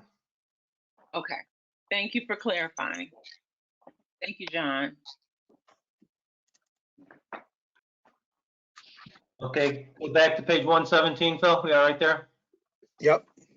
So this is a state retirement that's related to the refuse workers. We basically allocate the amount of labor that's in the refuse fund to the total overall ERS wages and allocate that amount to the refuse fund. In this case, it's $182,938. It's down a little bit because their wages are down a little bit from last year. Social Security, the same thing. We take a percentage of their total gross wages and allocate it for Social Security costs that the city's responsible for. Workers' comp is a little different for the refuse fund. A street maintainer in the refuse fund costs us about $10 per $100 as a workers' comp fee. So we calculate that and put that amount in there. It's actually down again because of less wages. You'll also see a refuse street maintenance 3 vacants and contingency. We put $27,319 into contingency. If we come back and hire these people, we'll take it out of contingency and we'll put it back into this line. Just so you guys could understand how we broke it out so you can understand it.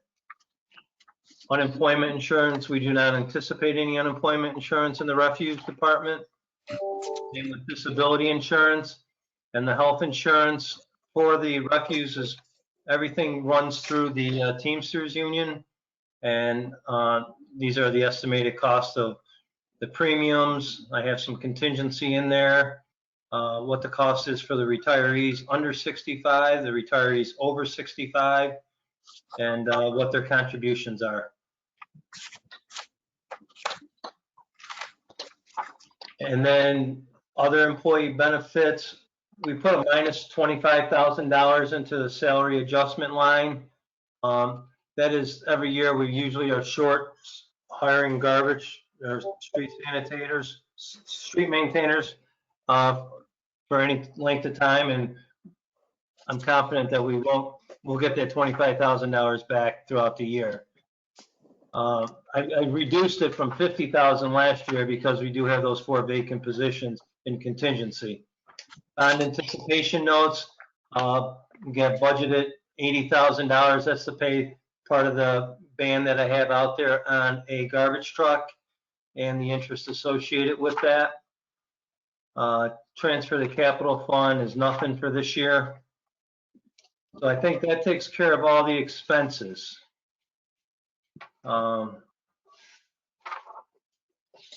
If we go back This is to- Councilwoman Friedman. Can I ask a clarifying question?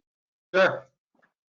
Okay, I'm looking at the salary adjustments line, and I'm a little bit confused as to why we would budget for an anticipated shortage in employees. Wouldn't we just not include that? I don't understand why this line is included. Because every year we have shortages of employees in refuse department that we cannot hire, and there's a savings every year of X amount of money due to that. So I'm budgeting for this $25,000 savings in the budget this way. I don't know which positions aren't going to be hired on a timely basis. I have a question. Do you have any idea why that shortage is? Why is it that we have positions that we can't hire for? It's finding a street maintainer position, it takes some time to find them. If somebody leaves tomorrow, it may take them 5 to 6 weeks to get someone in. Okay. So this is the only time I've seen this salary adjustments line. Why wouldn't that then go into the general fund, for example? It does necessarily, in the end, it does, because the general fund is paying millions of dollars towards this, when you'll see that later on in one of the revenue lines. So it's $25,000 less that the general fund doesn't have to pay to it. But each fund has to have their own numbers. Okay, I see. I mean, what you're telling me makes sense. It just seems kind of like a roundabout way of doing it or of annotating it. I just was confused as to why. Transparency. Okay. I mean, listen, we're all about transparency, but this is the only time so far that we've seen a negative or an anticipated revenue from an unfilled position, I think.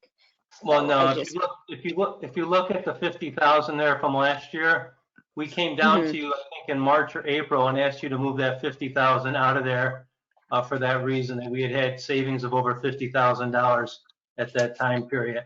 That's why you see the one that says the adopted budgeted minus 50,000 and the proposed budget now at 0. We did that earlier this year, that everybody at council, I think, approved that with a 7-0 vote. Okay, all right. Thank you for the clarification.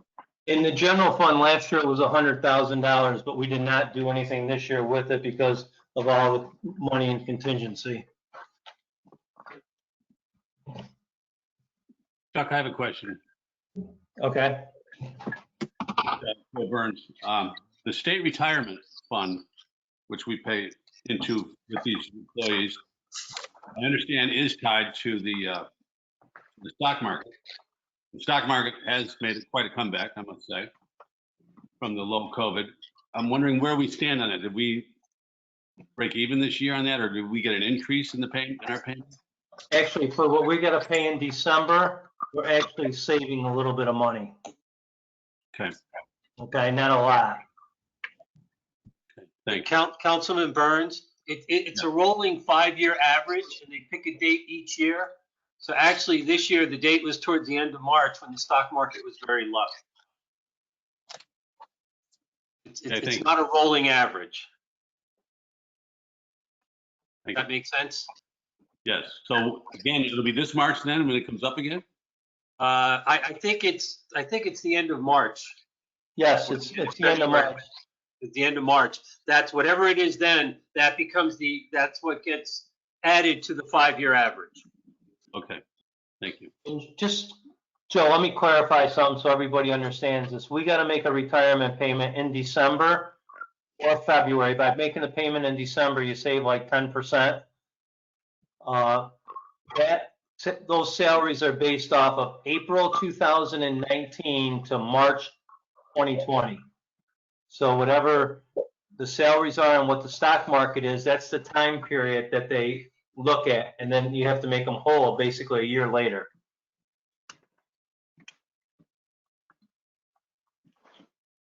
Okay, thank you.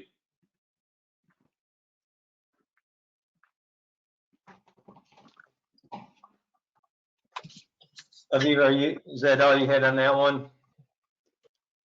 So if we go other page that we probably should do next is page 110, which is the bands that I talked about. This is just a detail on those bands. Same thing, it's due on April 17th. 80,000 and 4,000.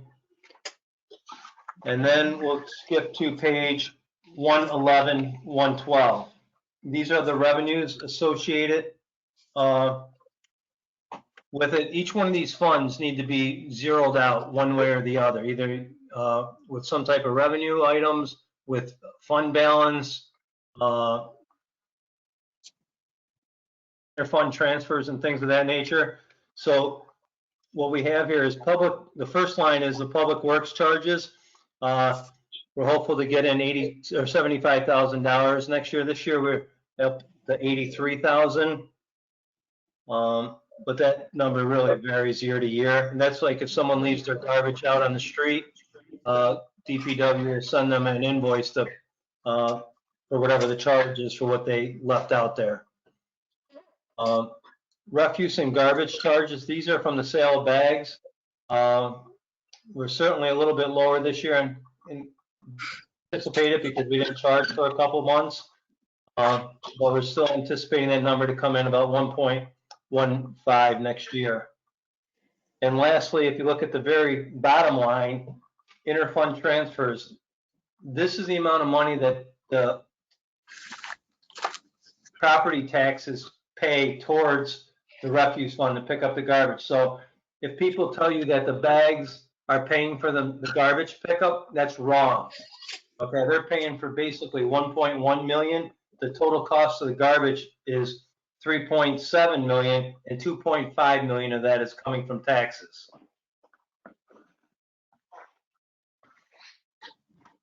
And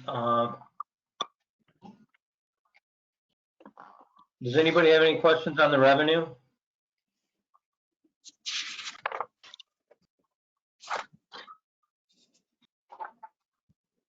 Okay, the next line, the unallocated insurance. Sorry, this is Councilwoman Friedman. I apologize. I was having trouble unmuting myself. I just have a quick question. There are a couple of lines where it seems like in 2019 and in 2020, we received money, but we're expecting, or the proposed budget, we're expecting $0. For example, the interest and earnings and the unclassified, the premium on obligations. Could you shed some light on that? Sure, the interest and earnings, interest is pretty much down to zero, as you'll see on the general fund. And with the amount of money that we're spending, we're using roughly $300,000, I think, out of their fund balance. They're not going to have a whole lot of extra cash in that fund, if any, during the year. That's why it's zero. The premium and obligations is number based off of when we sell our bands each year. Last year, we did not have a premium and obligation, so we don't have any of that to pay out next year. And unclassified is just when we get money, I don't know, for whatever reason, it comes in, that's how it gets posted. I don't anticipate that to ever be anything. Okay, thanks. The next page is unallocated insurance. That's the cost. The insurance fund charges back to the refuse fund for the liability insurance that they have on the vehicles. And the last one is page 113. That's the contingency lines, which is the 3 vacant positions and the total cost of each one of the ones. If we were to bring them back, we would take this amount of money for each one of the positions and put it back into the other department line.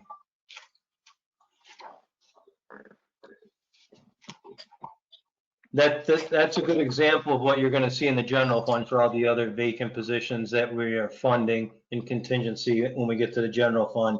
So you'll see the actual position, the FICA amount, the health insurance amount, the workers' comp, uniforms, or whatever else is retirement, or whatever other costs may be associated with a new employee. Each department may be a little bit different. So then we can go up to page 109, and this is basically everything this is a summary of everything that we've gone through with you, that you have heard us talk about. The only thing that you didn't hear us talk about is I'm using $300,000 of fund balance out of the refuse fund, which I believe is like $750,000, and maybe as high as 900.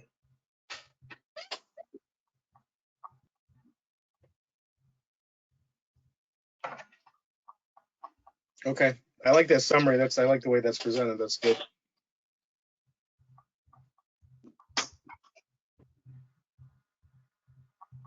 Okay, any other questions for Chuck or John on the refuse fund? Mr. Chairman, Yes. I'll make a motion to move pages 109 through 112, 114 through 129, and the DPW capital line on page 199. Okay. Second. Okay. All in favor of moving those pages? Aye. Aye. Anyone opposed? Okay, we have Councilman. Repeat that. I thought we had already, let's see. On the refuse, we had already approved the capital lines, Right. right? Were those Yep. separate under refuse? Yes. And it was pages 109 through 125, correct? That's inclusive of everything there. Correct. Yep. Okay, thank you. So we had a Councilman Scringy on the motion and Council President Allen on the second. Okay, thank you, John. Thank you, appreciate it. Have a good one. Okay. All right, guys, we're running a little bit behind, but let's take a really quick break.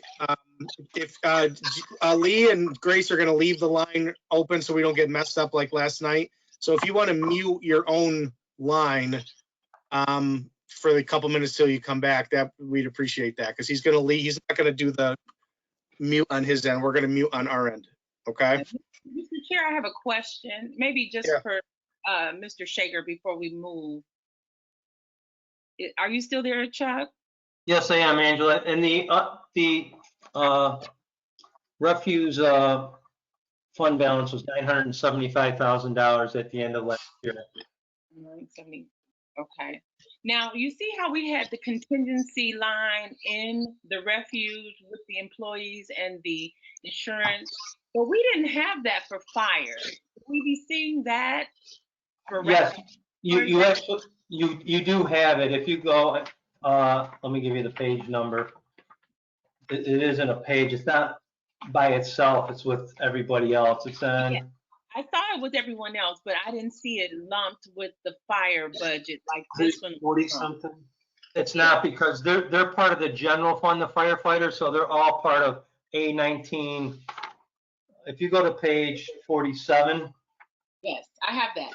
I do. Okay, so that's where it's broken out. Each one of them are in that page because they're all part of, we only have one contingency for that, where refuse has their own little contingency account, where water would, or sewer fund would, or parking ramps would. Okay. Thank you. Okay. Okay, no problem. All right, it's 7:20. Let's come back at 7:25 sharp, take a real quick break, and we'll be right back, okay? Chuck, that was page 47? 46. 46. That has the contingency accounts in the general fund.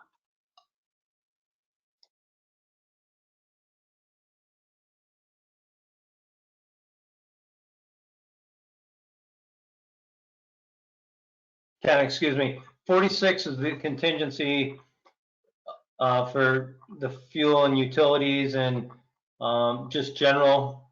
And then page 47 lists all the positions.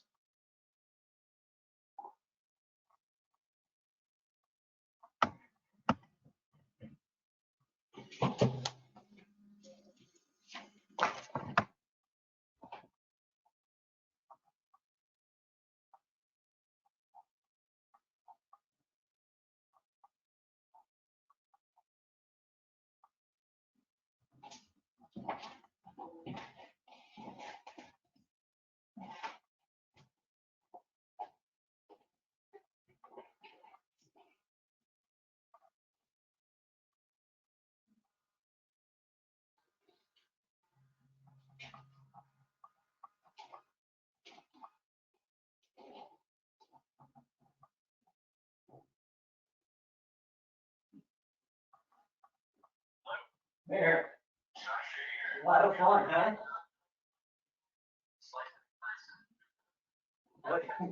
See, you get the fun part. You've missed these over the last few years.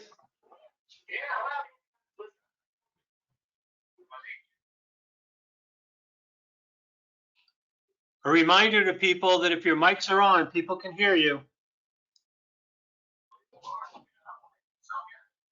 Exactly.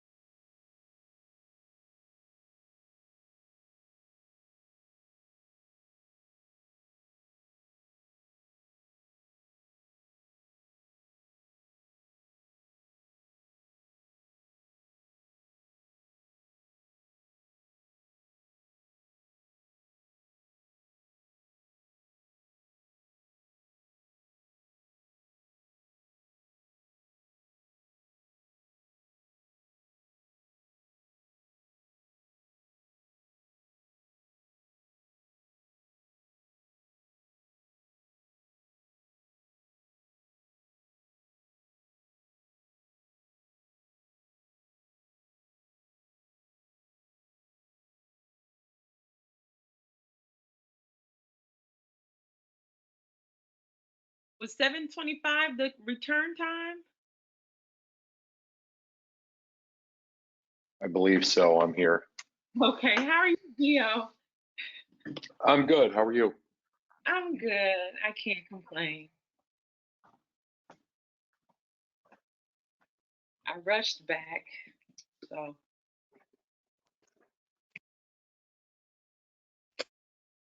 I'm willing to say on record, I prefer longer breaks, even though I know it takes longer, but Yeah, me I too. really don't mind.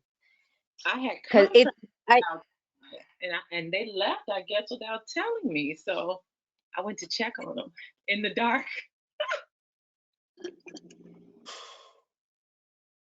Joe Burns is back. I apologize, everyone. Who do we got back here? Here, Mr. Chairman. Okay. Councilman And Scanlon's back. Councilman Sophia. Friedman here. I'm here. I'm here. Councilwoman Okay. Ryan. All right, let's roll. Grace, do you want to do a quick roll call for us for the second half here? Yes, I can. Thank you. Councilman Scarinti, Present. Councilwoman Rossetti, Present. Councilwoman Riley, Present. Councilwoman Friedman, Present. Councilman Burns, Present. Councilman Strong, Present. President Scanlon, Present. all 7 here. Okay, thanks, Grace. Okay, I see we got Jeff on the line, so I guess we'll get right to it. One more big section. Actually, after tonight, we've hit a lot of huge sections. So even though it's taken a little bit of time, I think we're making pretty good progress. So Jeff, I'm going to open the water fund. Let's do the water fund first, and then we'll pause and pass that, and then we'll go to the fund. So the water fund, as I see it from the agenda, is pages 139 through 161.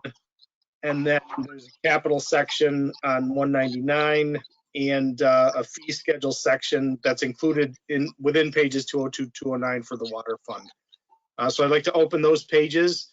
Jeff, I'll turn it over to you and just tell us, and then for Grace and Lee, when they're flipping the pages down there, go with the order that makes sense to you. Just let us know which page you're doing, and then we'll kind of go follow your lead on that.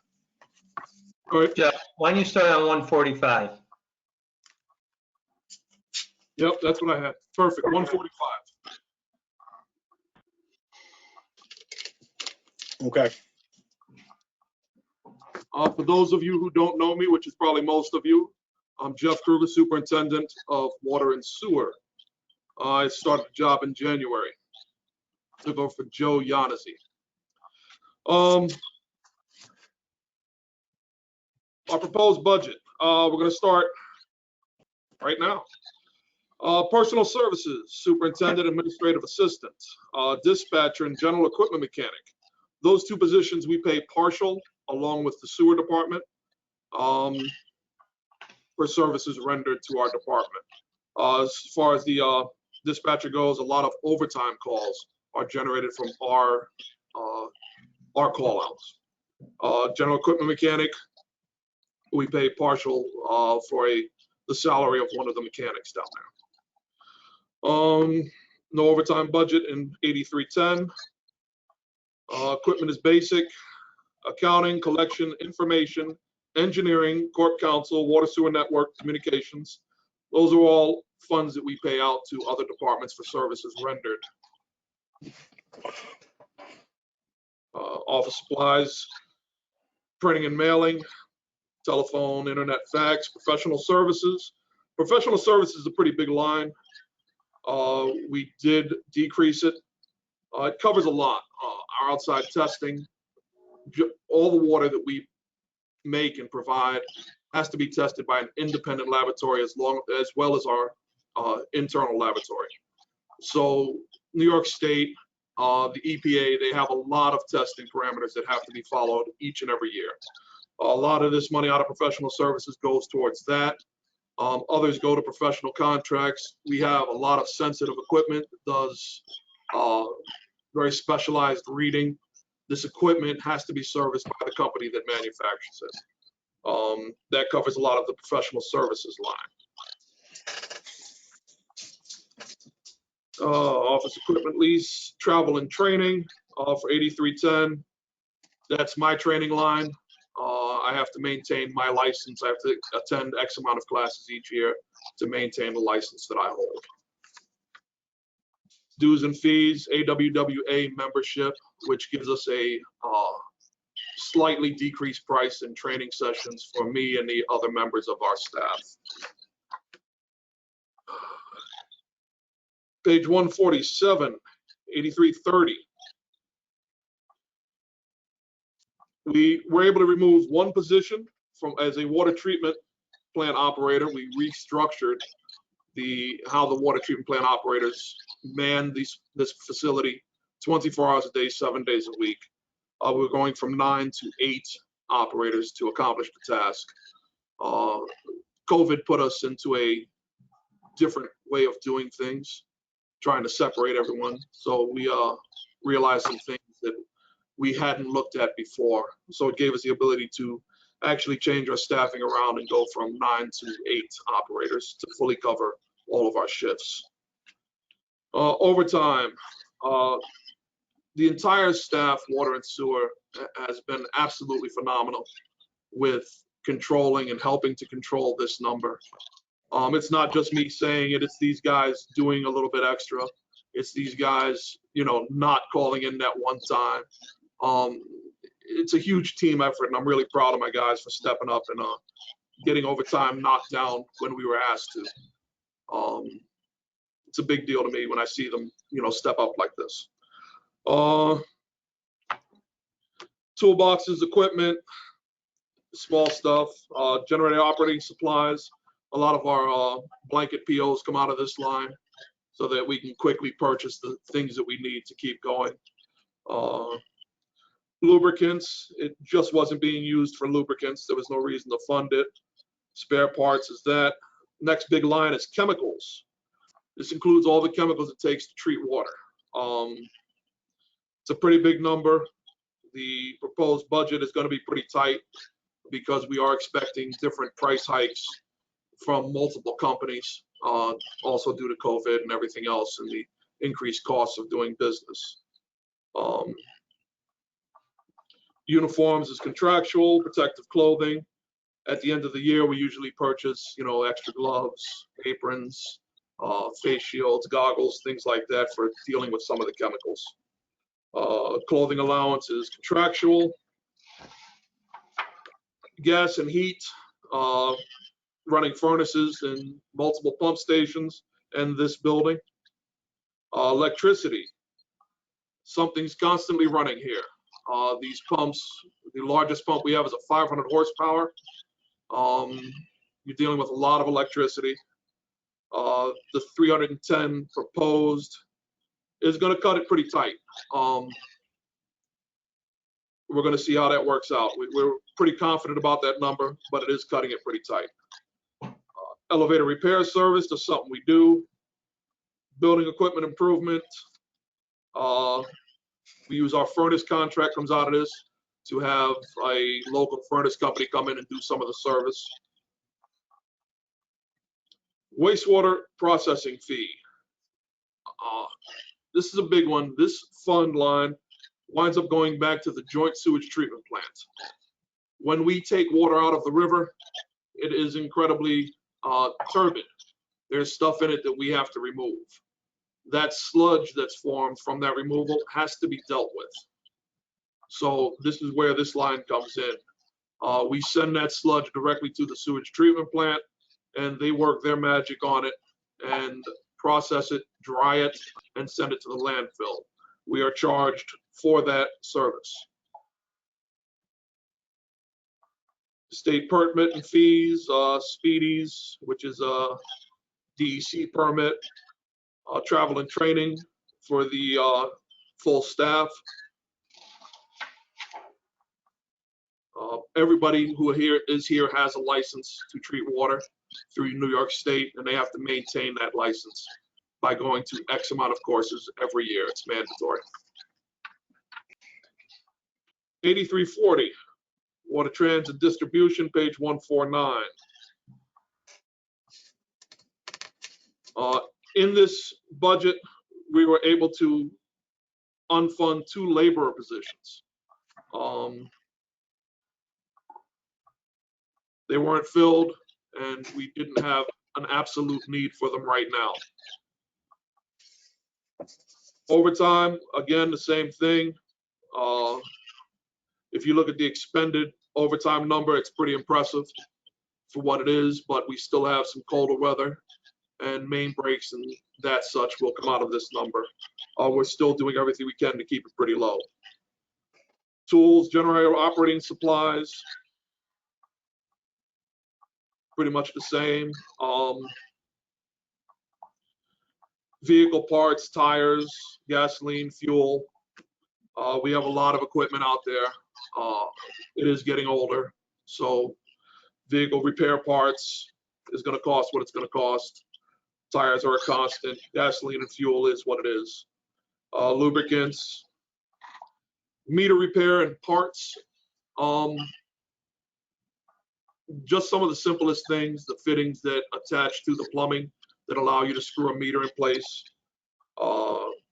Those are a bronze mix.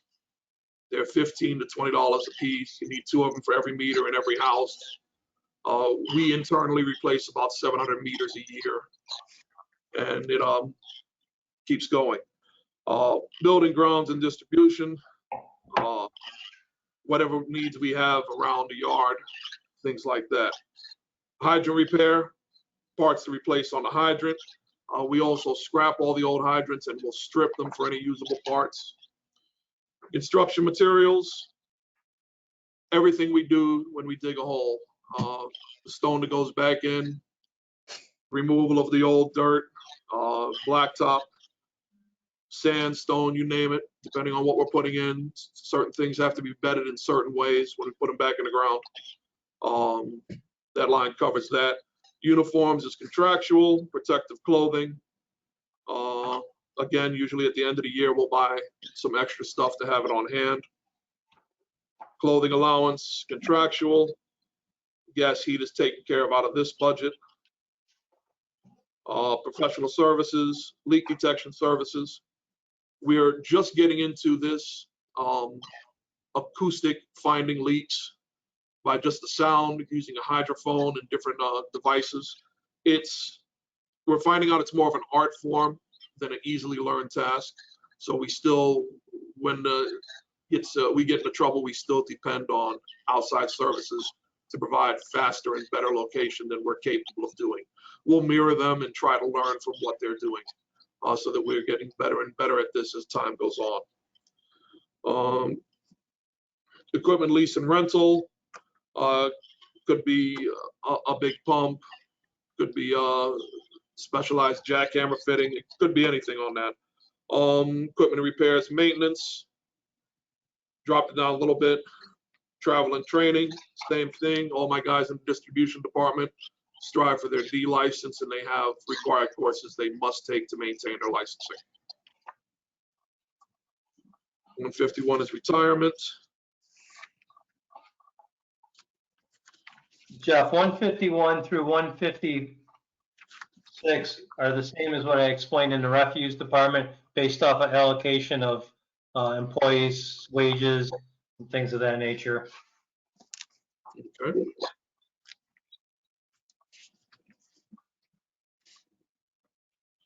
$158 serial bonds and principal. I'm sure Chuck has something to say about that, because I don't. Yep, we'll go back to 157, Aviva. So once again, I didn't reduce any salary adjustments here. I believe Jeff's got his people cut down to the very end, and if we lose someone, we gotta really battle to find that person as soon as possible. Serial bonds and serial bond interest are long-term notes that we're obligated to make these payments based off an amortization schedule. There is one thing on both the principal and interest that you'll see on multiple funds is at the very bottom, you'll see estimated savings from refunds. This is what I think the savings are going to be on the bonds when they get finally sold, which is probably, hopefully, next week. I got a meeting tomorrow with them on this, and hopefully we get done next week. If that's the case, before this budget's approved, I would probably make an adjustment for you to possibly change these if I know they're different. And as I'm talking about these two, we did get a Moody's rating today on this, and our Moody's rating is A2 steady, which is the same as it's always been, which is surprising considering the pandemic situation. Bond anticipation notes are basically. Excuse me, Chuck. Can you put that in perspective, what that rating means? It's hard to really put it into a real good perspective. It's not a great rating. It's not a bad rating. It's a middle of the road. I'd say mid to upper rating for most municipalities. Has that been consistent over the last 4 or 5 years? It's been that way, I think, since 2015, I think. Was it better or worse than 2015? I can't hear you, Tom. Was it better or worse than 2015? I think we had one tick up in the 15 time period when we had an increase in the fund balance, but I have to go back and pull it all up just to be, I'm speaking without the facts in front of me. Yeah, I'm curious what it was, that's all. I'll see if I can get a history on that for you. Thank you. The band anticipation notes, these are bonds or bands that we've borrowed mostly to do street work related to sewer projects out there, as well as Jeff was talking about stuff that they send down, sludge that they send down to the sewage treatment plant. We're putting $6 million into this project that is going to help us send it down there every day and not have a hold during the winter months, which always cause major problems at the plant, the sewer plant. And we're going to get a $3 million grant from that. And this project should be completed next year. Correct, Jeff? Correct. Other long-term debt, there is none. Transfer to capital. I'll start this off and I'll let you guys ask questions if you do. We started this back in probably 2016, where most of these items, the water department and sewer department were budgeting $20,000, $30,000, $40,000 a year. Some years they would spend it all, other years they'd spend 10,000 of it and leave 30,000 to go back to fund balance. So what we elected to do back then is start transferring money to capitals and monitoring what they have each line when it comes budget and say, what do we need to add or subtract? I think it gives us a lot more flexibility and gives safety precaution. When we need something, it's there. And we're not just charging people extra money to put it into a fund balance. And as we're going through the budget, Jeff can confirm this, we go through each one of these line items. What do we have there? What do we need? Can we move stuff? Do we have too much in one line and move it to something else? So we've done all that dialogue. But I don't know if anybody has any specific questions about this list of stuff. It is a lot of money, $280,000.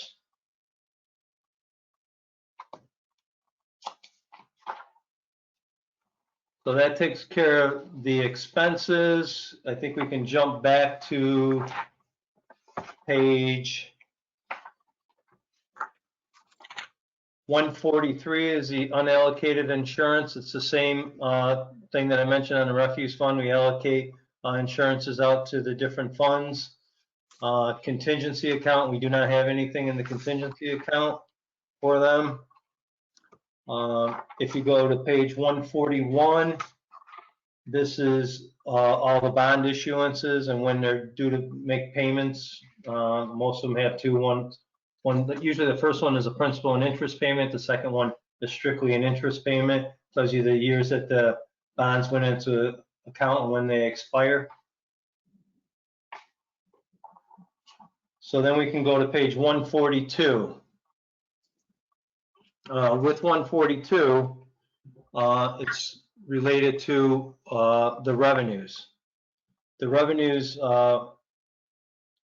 treasurer's fees are $800. It's an amount of money that we get at the end of the year when we send money. We bill some of this stuff over to the taxes, unpaid amounts. Meter water sales, this is the projection of what people are gonna pay for the use of their water. The unmetered water sales cap charge is a cap charge that we charge of $16 and up, depending on the meter size for each residential property or commercial property. They pay that same amount every quarter, just like you would do if you looked at your water bill in detail. You'll see a cap charge. If you all live in a smaller house, it's probably $16. Water sewer charges. Jeff, do you remember exactly what this is? Is this bills that you send out? Yes. So if you have to go and do stuff, change meters and stuff like that? Usually construction-wise, brand new services. Okay. Um, Yeah, fees, anything from the fee schedule. Interest and penalties on water. So if someone pays their water bill late, these are the fees that we collect on them or charge out, not necessarily collect. We'll collect them at some point. Interest and earnings is the amount of money we earn on the cash they have in the bank. Interest and subsidy from EFC bonds. So where you saw the EFC bonds X amount of money, next year they're going to give us back a reduced rate of $21,000. That's part of the amortization schedule that is there. Sale of scrap materials and interfund revenues. This is money that the sewer fund pays back to the water fund for some of the services that the water fund does for the sewer fund. With all that being said, if you go to page 140, we are looking to increase the rates in the water rates for next year. This was already approved through ENA at the end of September. It will go into effect in March of 2001, basically for people that, as their water starts being used in October 1st. The water is going to, right now they're paying $34.30 for the first 1,000 cubic feet. That's going up to $35. And every 100 cubic feet after, it's going from $3.23 to $3.30. The other thing that we're changing here is this capital improvement fee. We're moving that up from a $16 quarterly or every 4 months rate to a $17 rate. Overall, to give you some ideas of what that means, someone currently, the rate increase is anywhere from 3.4 to 2.2%. Across the board. So someone at a minimum rate would normally be paying like $50.30. They're going to be paying $52 every 4 months. To give you a little background on the water rates, since the mayor came in, we raised the rates in 2015 from $32.80 to $34.30. And this is the second increase that we've had since 2013 related to water. And then lastly is the page 139, which is a summary of everything. And we are not using any fund balance out of the water fund to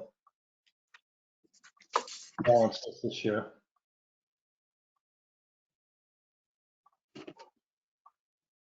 I think we went through it all, didn't we, Jeff? That's water. Does anybody have any questions?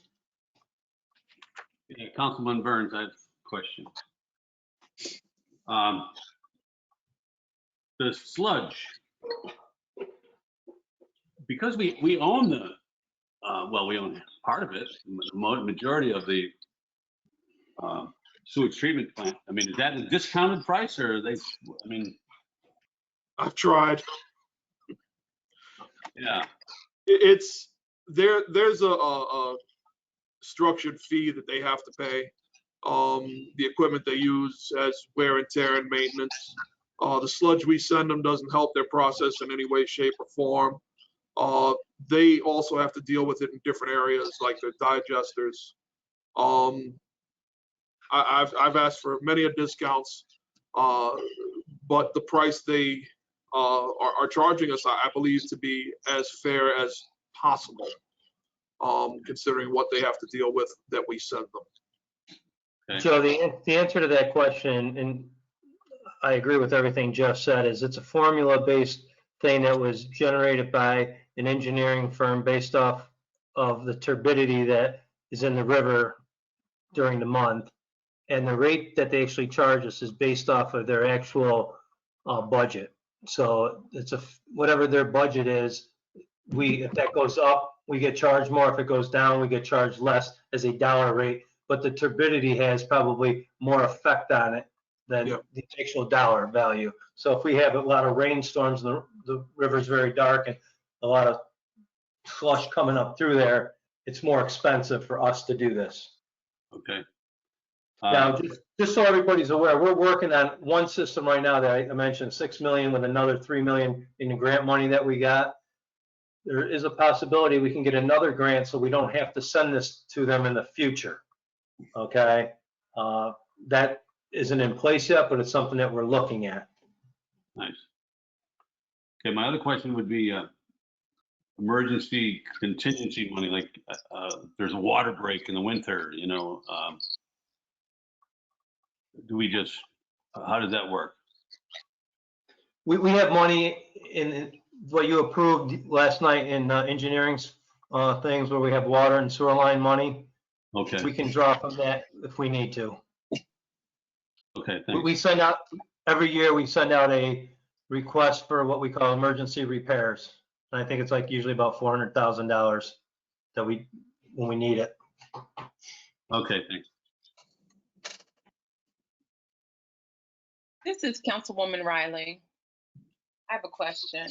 So Go Chuck, ahead. you mentioned on page 158 regarding EFC bond 2000B, and once it is refinanced or sold, we will see possibly some savings from the refund.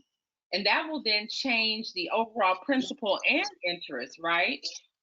Yes, for that bond. I just don't know the exact amount. So what I would normally do is I would put that up in that bond where the payment's 85,910. I would like to reduce that by 17,100, but I don't know that's the exact amount. So for this year, I didn't really do this. I just made the adjustment myself, and I had to come down to you guys last month. I wanted to show it separate so you know what I'm estimating. Okay, and so we will see this in all of the bonds because there were several bonds that were going up for refinancing in the last few meetings we had, but I don't recall seeing the possible savings in interest and principal on any of the other ones presented previously. No, the other two didn't. There was one that was definitely like that. There was one that we're actually increasing the amount of the bond by like $330,000. And then the other one was an EFC bond, which they didn't give me any idea what that savings is going to be. And once they get it, they'll let me know, but there will be some savings on that other one. I just don't know. They haven't given me any idea yet. So these changes will be before we have the final vote and the public. I mean, we'll see some changes to these lines in the budget then, correct? If I get the numbers before Monday, I will let you know that, okay? And we may have to reopen this and then re-vote on it, but I can't guarantee you. It was supposed to be done this week, but due to COVID, everything's being pushed around, okay? So I got a meeting tomorrow with them with the hopes of this being finalized on Monday, but I'm not going to guarantee you that tonight. Okay, but will we see other serial bonds that don't have the notation? No. Okay. Okay. All right, thank you. You're welcome.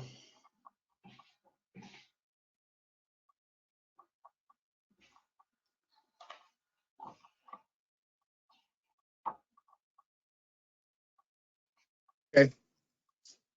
Did anybody have any other questions on the water fund portion of that Jeff and Chuck? I'm sorry, Jeff and Chuck have shared with us. Okay, hearing none, I'll take a motion to move pages 139 through 161. Did we talk about the capital? We talked about the capital part of that, didn't we? You know Or do you what? want Yeah, let's do that. Let's do that real quick so we can do that, the 199.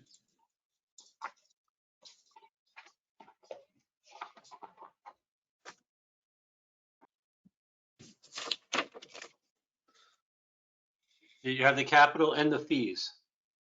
And the fees. Yep. So the water fund, the column, the third column over, those are all the items that I went through with you with the transfer to capitals. The one item that we didn't talk about was the backhoe. Jeff, if you want to talk about that. Right. We're looking at buying a new backhoe, which is our main and primary means of getting to water main breaks and everything else in between. We also want to buy the icebreaker that goes with it, which is absolutely necessary come winter. We currently have 3 machines, one of which is going to go over to streets to help them out once we purchase a new one. I believe 2 of these machines are about 20 years old. The other one is about 10 years old. And they just take a beating. They're out there on the street, going through every condition there is. And it's, they only live for so long before we have to replace these things. It's a big ticket item, so we try not to do it very often. We keep these machines running as long as possible, but it's time to look at really replacing one of these aging machines. And basically, so everyone knows, both DPW and water both had this in their budget, and we ended up having everybody talk, and DPW is going to take one of their old yeah, when the new one comes in, so it's going to answer DPW's needs at least for a few years, and also answer Jeff's needs. And we have a $5,000 placeholder there if he sells equipment.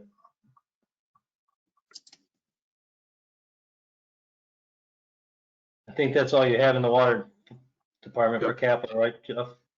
Yep. I guess you can go forward, Phil.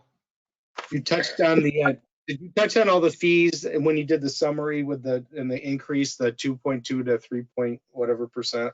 Or is there any other fees that we need to touch on in the fee schedule? What page is that on? I'll just verify it. 202 through 207. Yeah, it's within 202 to 209. Let me see here.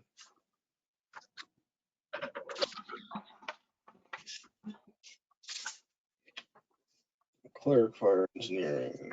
Okay, so if you look at the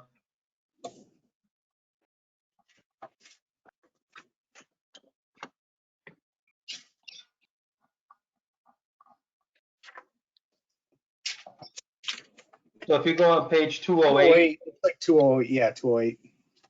you'll see the old rates versus the new rates of what we're changing it for them, and you can see how all the meters went up by the same percentage.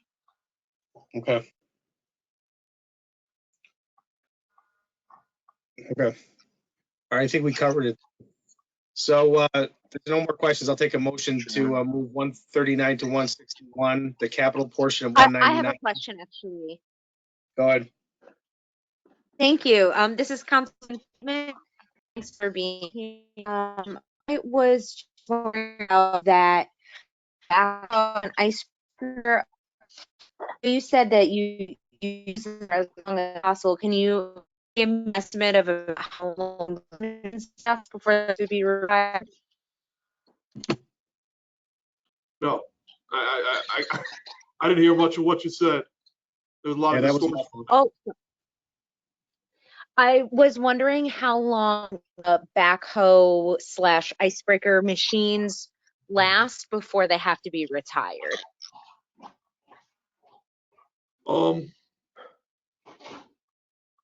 I want to say between 10 and 15 years, Okay.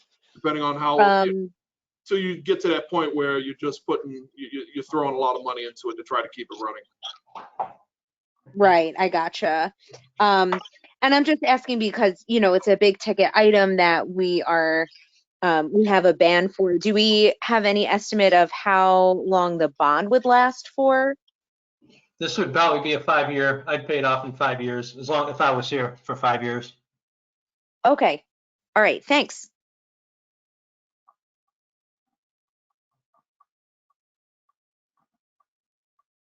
Okay, any other questions on the water fund? Mr. Okay. Chairman, motion to move pages 139 through 160 in line, 161, the water and sewer capital lines on 199, and the water fee schedule on 208. Second. Okay, all in favor? Aye. Aye. Anybody opposed? Okay, we have Councilman Scaringi on the motion and Councilwoman Riley on the second. Let's proceed to the sewer fund and wrap this up.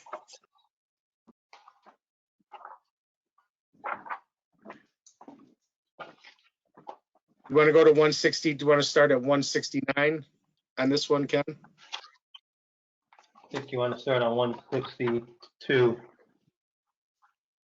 I'm sorry, I apologize, everyone. I'd like to open pages 162 through 186 for the sewer fund, the capital portion of the sewer fund on 199, and the fee schedule portion of the sewer fund as well. Just one editing note on the next page where it has page 166, revenues, it should really be pages 165 and 166. 165 was just inadvertently left out. So if everybody could add that to their schedule. We're still opening 162 to 186, just 165 was missing. Okay. Okay. Go ahead, Jeff or Chuck. Jeff, why don't you start on that same page that we... Yep, same format. Page 169. G8110, personal services. Again, the portion of the dispatcher that we pay for. Accounting services through project management services are fees that we pay out for services rendered from different departments within the city. Office supplies, down to nothing. Telephone, fax, internet, pretty simple. Professional services, SCADA, communications, radio, different functionality, licensing. We have an FCC license for our radio frequency that we use to communicate from pump stations back to the plant. That goes throughout the city. That's where these fees are paid from, this line, professional services, out of the sewer line. Admin, postage is postage. We split the entire postage cost between water and sewer for the mailings that we do for billing everybody every year. Page 171, G8120, personnel services. That's a whole crew. No positions really changed this year in the budget. Any raise is contractual. Sewer overtime. Sewer department doesn't have quite as many issues with overtime. Usually it's issues at pump stations, and there's only a few select people that can really go out there and take care of a pump station issue. So that usually keeps that overtime budget fairly under control. 6,500 stayed the same from last year. For equipment, the laboratory work,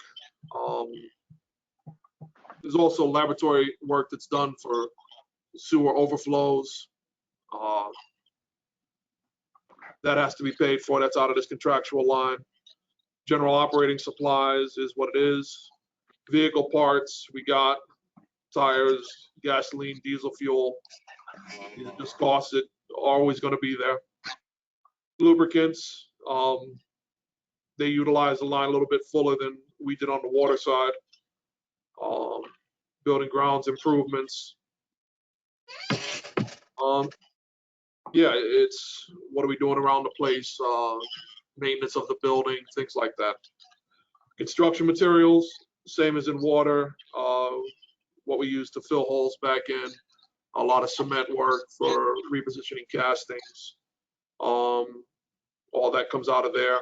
Their chemical line, odor control when it's necessary, and root control to clear lines when we're in the position to help someone like that. Uniforms, contractual, protective clothing throughout the year, and at the end of the year, we'll usually clean up that line to make sure we have a supply of gear going forward. Clothing allowance is what it is by contract. Gas and heat comes out of the other line.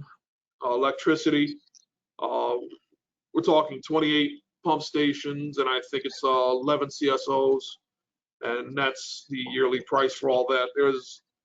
It takes a lot of electricity to keep water flowing, whether it be drinking or storm water, clean or other water. We got to keep it flowing. Vehicle repair stayed about the same. Equipment lease, we weren't really using it, so that's gone. Travel and training, they also maintain licensing, and they have to maintain training for wastewater collection systems. Not everyone in the department does it, but we do encourage everyone to at least attempt to do the extra courses just to have that knowledge and professional development, being as it is.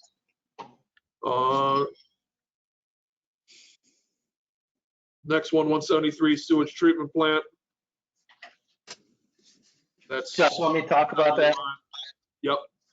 What this is the cost that we end up getting charged back from the sewage treatment plant for all the waste that we send down there for the year. The real number is probably about $10 million, maybe closer to 12 million, but we get money back for our local system cost, our bonds that we pay, interest and all that stuff. So our net cost is $2,150,000. Now, if you look at last year, 2019, it only was $1 million because, as some council people have heard, their budgets are always over budgeted, and the money comes back to the municipalities. So when we get that money back, which last year was $1,065,000, I send that back to the users through a fund balance transaction, which you'll see later on. But for the next year, we have to budget $2,150,000 based off of everything that we know in their budget. The next line, or next page, 174, is the cost related to the joint sewage treatment plant project. We also end up billing this back to the sewer plant when we're all said and done, but we expect this to be much smaller numbers next year compared to what they have been over the past few years. And then the state retirement is the allocation system that we talked about, Social Security, workers' comp, unemployment insurance. I do have some money in there for unemployment insurance. I know that we've had some people claiming it this year, and I don't believe it's going to be gone away before the end of the year. These are people that have left us and took a job elsewhere and are now unemployed and are collecting it, and we got to pay part of it. And then the health insurance is what we paid to the Teamsters Union, and for over 65 insurance.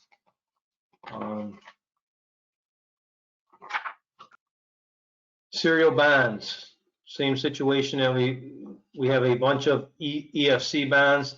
These EFC bonds are all related to the joint sewage treatment plant. The bond issues are bonds related to the city type infrastructure. So we have the bonds and the interest, and you can see the estimate of what I'm estimating for refunding from the 2014 bond that we talked about before. The bond anticipation notes, the band are infrastructure work that we're doing within the city. And the 03 and 06 bands are related to the joint sewage treatment plant project, which hopefully these all go to long-term bonds next year. That we used to have a lease that's gone away. Interfund transfers are gone away, and the transfer to capital, these are the same items that we talked about in the water fund. We do the same thing with the sewer fund to assist in the pump stations. We're moving 25,000 over, castings 25,000, equipment 70,000, and CSO repair of 25,000. We can go back to page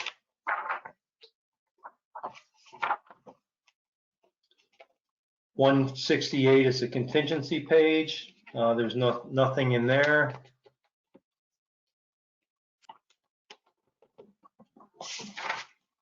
$167 is the unallocated insurance from the M fund of $12,000. That is down. And so we can jump into the revenue lines, which is going to be, actually, we can go, I can't read the page, I think it's 164. That's a breakout of all the bonds, when they came into play, when they expire, payment due, principal and interest that we've talked about, and the bands down below. For the revenue, we're anticipating sewer rents to be $9,995,000. The interest on late fees, we're anticipating to be $285,000, roughly the same. Interest and earnings is down a little bit. The interest and subsidy is the money we get back on the bonds we do through EFC for interest, and the benefit from refunding, same situation. These are bonds that they refund it. This is how they give us back the money. They don't necessarily reduce our payments. They give us back the funds here on the payments. That pretty much takes care of all the revenue. Now, in the sewer fund itself, we are looking to do a 6.1% increase on sewer rates to get to that $9 million. What does that mean? We're doing it a little bit different. We had an audit done by New York State, I think it was in 2017, maybe 18 time period, and they highly recommended that we do a cap fee just like we do in the water fund. And the reason for that is there's always been a declining water usage across the city of Binghamton and all other municipalities as people putting water saving devices. So by having the cap fee, it minimizes the loss on the revenue drop, or on the flow dropping. So we want to implement for the first time a cap fee in the sewer department of $20. The first 5 units is going to be $20, and each additional unit would be $7. Currently, there's no cap fee, but the first 5 units are $33. So we're dropping that 33 down to 20, but charging a $20 cap fee. The total percent increase for everybody for the sewer rate is going to be 6.1%. When you take the water and sewer rates together, the rate increases range from 4.4% to 4.8%, depending how much water you use. So although you're going to see an increase in water, you're going to see an increase in sewer. The sewer may be 6.1. The net increase to everybody is going to be roughly 4.4 to 4.8%. I have some numbers here if I can pull up my computer again. It shut down on me. I was talking. I believe every 4 months, I think you're looking at something like a $10 increase, but I'm not 100% positive of that. Well, I'm pulling that. Actually, I do have it. So on an annual basis, someone that's using 10 units is gonna see a $17 total increase in their water and sewer bills. Someone that's using 40 gallons, or 40 units, which is a significant amount, and usually not just a family, would see a $59 increase in their rates. So the total increases, as I was saying, goes in those percentages for a combined water and sewer rate increase. Chuck, what was that first one? Sorry. Say that again? What was the first increase? What was the first percentage you gave on the lower one? The total, when you look at both water and sewer, Joe, combined, okay, the increase is gonna go from 4.4%, I got the actual numbers in front of me, to as high as 4.9. Most of them are in the 4.8% range. Okay, thanks. This is Councilwoman Riley. So you're saying the net increase is 4.4 to 4.9. How is that derived if the sewer was 6.1% overall? I'll give you an example, and I got this broken down by unit. So someone that's in a 10 cubic units every 4 months, their combined water and sewer rate right now would be $116.30. Next year, that would be $122, or $5.70 more every 4 months. And that correlates to a 4.9% increase. Oh, but that varies based upon, again, the season and what have you, just like you talked about. So for the people that may be watching, what does a unit correlate to in terms, is it a gallon? What is a unit? Jeff, you want to explain that one a little bit better? A unit is 748 gallons. So 100 units would be 7,480 gallons.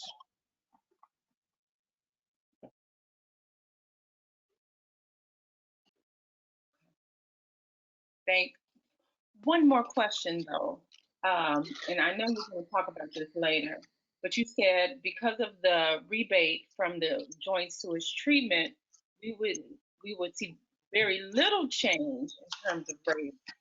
But based upon what you just shared, there's still that 6.1% increase. Correct, Chuck? Or did I misinterpret something? I think you misinterpret that. What I'm saying is out of that $2.1 million, we usually get $1 million back. Okay, and we send that back as appropriated fund balance. I'm still budgeting for that $2.1 million. Okay, so we may see a decrease in this projected 6.1% increase. I don't believe you're going to see a decrease in it. Okay, if you go to page 162, without this using this $1 million, rates probably would have gone up a little bit more. So if you look at page 162, you can see the appropriated fund balance of $1,065,000. Had I not put that money in there as using it that we got back, then I would have had to find another $1 million in revenue cost. Do you follow me there, Angela? Yes. Hopefully what happens is the sewer plant budget becomes more and more tighter, which is going to reduce that $2.1 million that we're budgeting, and we can bring that down to maybe 1.5, okay? And we won't be getting as much rebates, but we wouldn't be having as much expenses either. And our total rebate though was 1.6, right? Not 1.6, $1,065,292. Okay.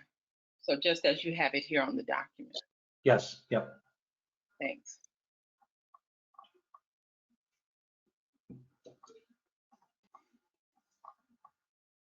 This is Councilwoman Friedman. Councilwoman Riley, are you finished? Yes, thank you, Councilwoman. No problem. So I just want to clarify what this increase would look like, because I'm just a little bit confused. This is a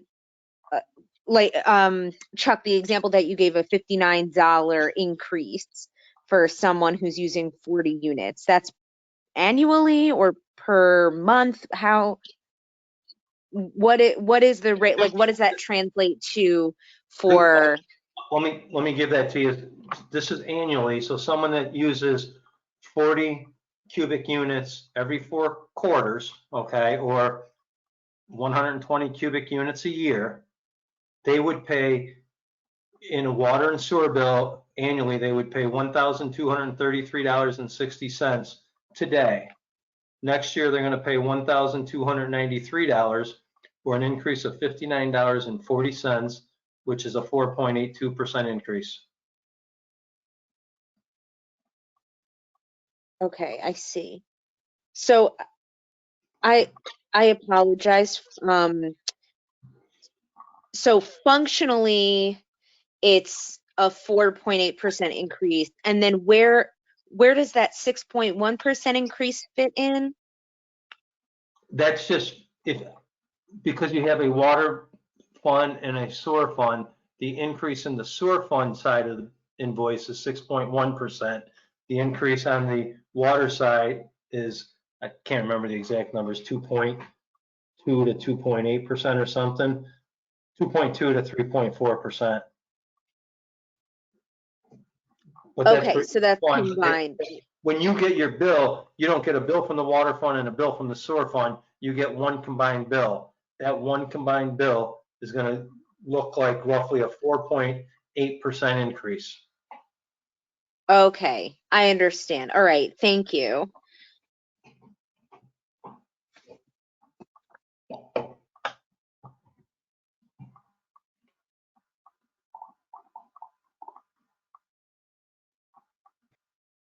I'm wondering if we can ask questions about the other pages. There were a bunch of pages that were read all at once. Can we go back and ask questions about other pages that were read? Yes. Okay, let's see. I marked a couple. There are some, let's see, on page 169, there were a few lines that had a significant increase or decrease. And I was wondering if you could just shed a little bit more light on what sparked the changes in those lines. Well, let me talk about a couple of them. The project management services, which is the biggest one, that's related. That's related to the joint sewage treatment plant project, and Ron Lake is basically charged back to this line, and his time is going to diminish greatly next year. We'll probably need him around a little bit, but that was a number that we've estimated that to be. Okay, I figured that's what that was, but I just wanted to clarify.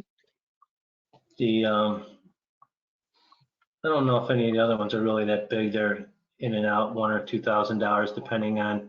It's a formula base that we have. What are the wages of each department and what percentage they supply to the different areas? But that was the big one, was the project management services. Right. Okay. And the other one that I had a question about was on page 178, the unemployment insurance. Yes. I'm wondering why we have money budgeted here for this year, but we haven't in 2020 or 2019. We don't usually get any unemployment insurance charges, to be honest with you. We get very little. But what's happened with COVID, and I have not paid the bills this year. I paid one bill. I have other ones out there. We're trying to argue them because I'll give you an example. An individual that worked in my department left last year, took another job, but got laid off this year. And now he's we're being charged unemployment for them. I know that's the law. I know we're gonna get stuck arguing and losing, but that's the way things work. And we have somebody in the sewer fund that's in the same situation. Okay, so that's pretty much purely COVID related. Yes, yes. Okay. All right, thank you, Chuck. Yep.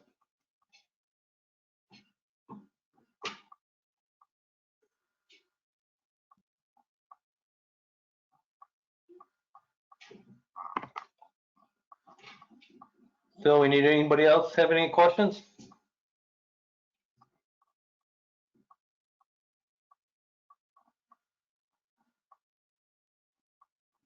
Councilman Strawn, you are muted, I believe.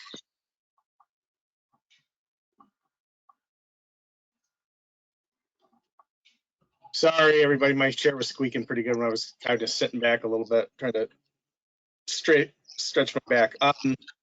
I know you covered the fee part pretty exclusively. Did we specifically just touch real quick on under the fee schedule, just to make sure we got all that so we can move these pages? Yeah.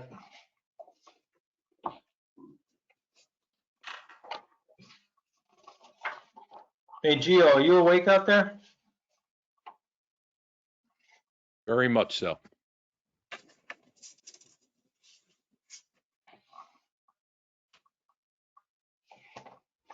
Did you need something? No, I hadn't heard yet. I was surprised, to be honest with you. I reviewed ahead of time.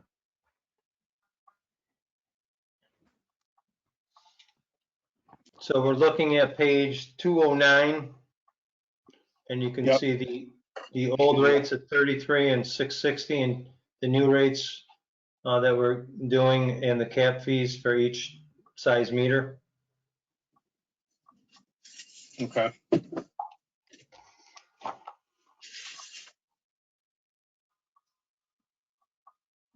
Did we touch specifically, just real quick, on 199 for the sewer part, those 4 items there that are under the capital?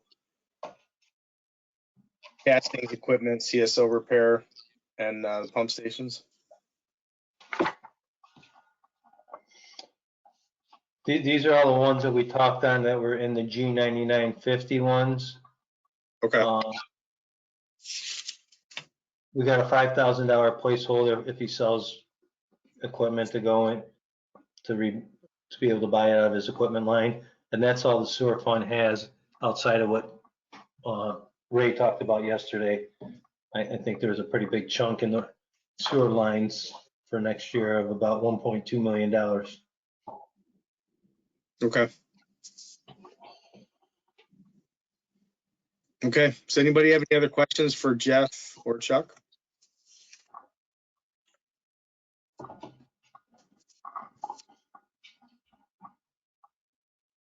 Okay, I think we made it. Can we have a Move pages 162 through 186, sewer capital lines on 199 and fees on 208. Second. Okay, all in favor? Aye. Aye. Anyone opposed? Okay, we had Councilman Scaringi on the motion and Councilwoman Resnady on the second. Okay, everyone, I think we made it. Go ahead. We do need a motion to adjourn the meeting, according to Ken. Okay, I'll take a motion to adjourn. Motion to adjourn. Okay, we got a motion from Okay. Councilman Burns. Second. I don't know if it needs a second, but if it does, I second. Okay, we got second from President Scanlon.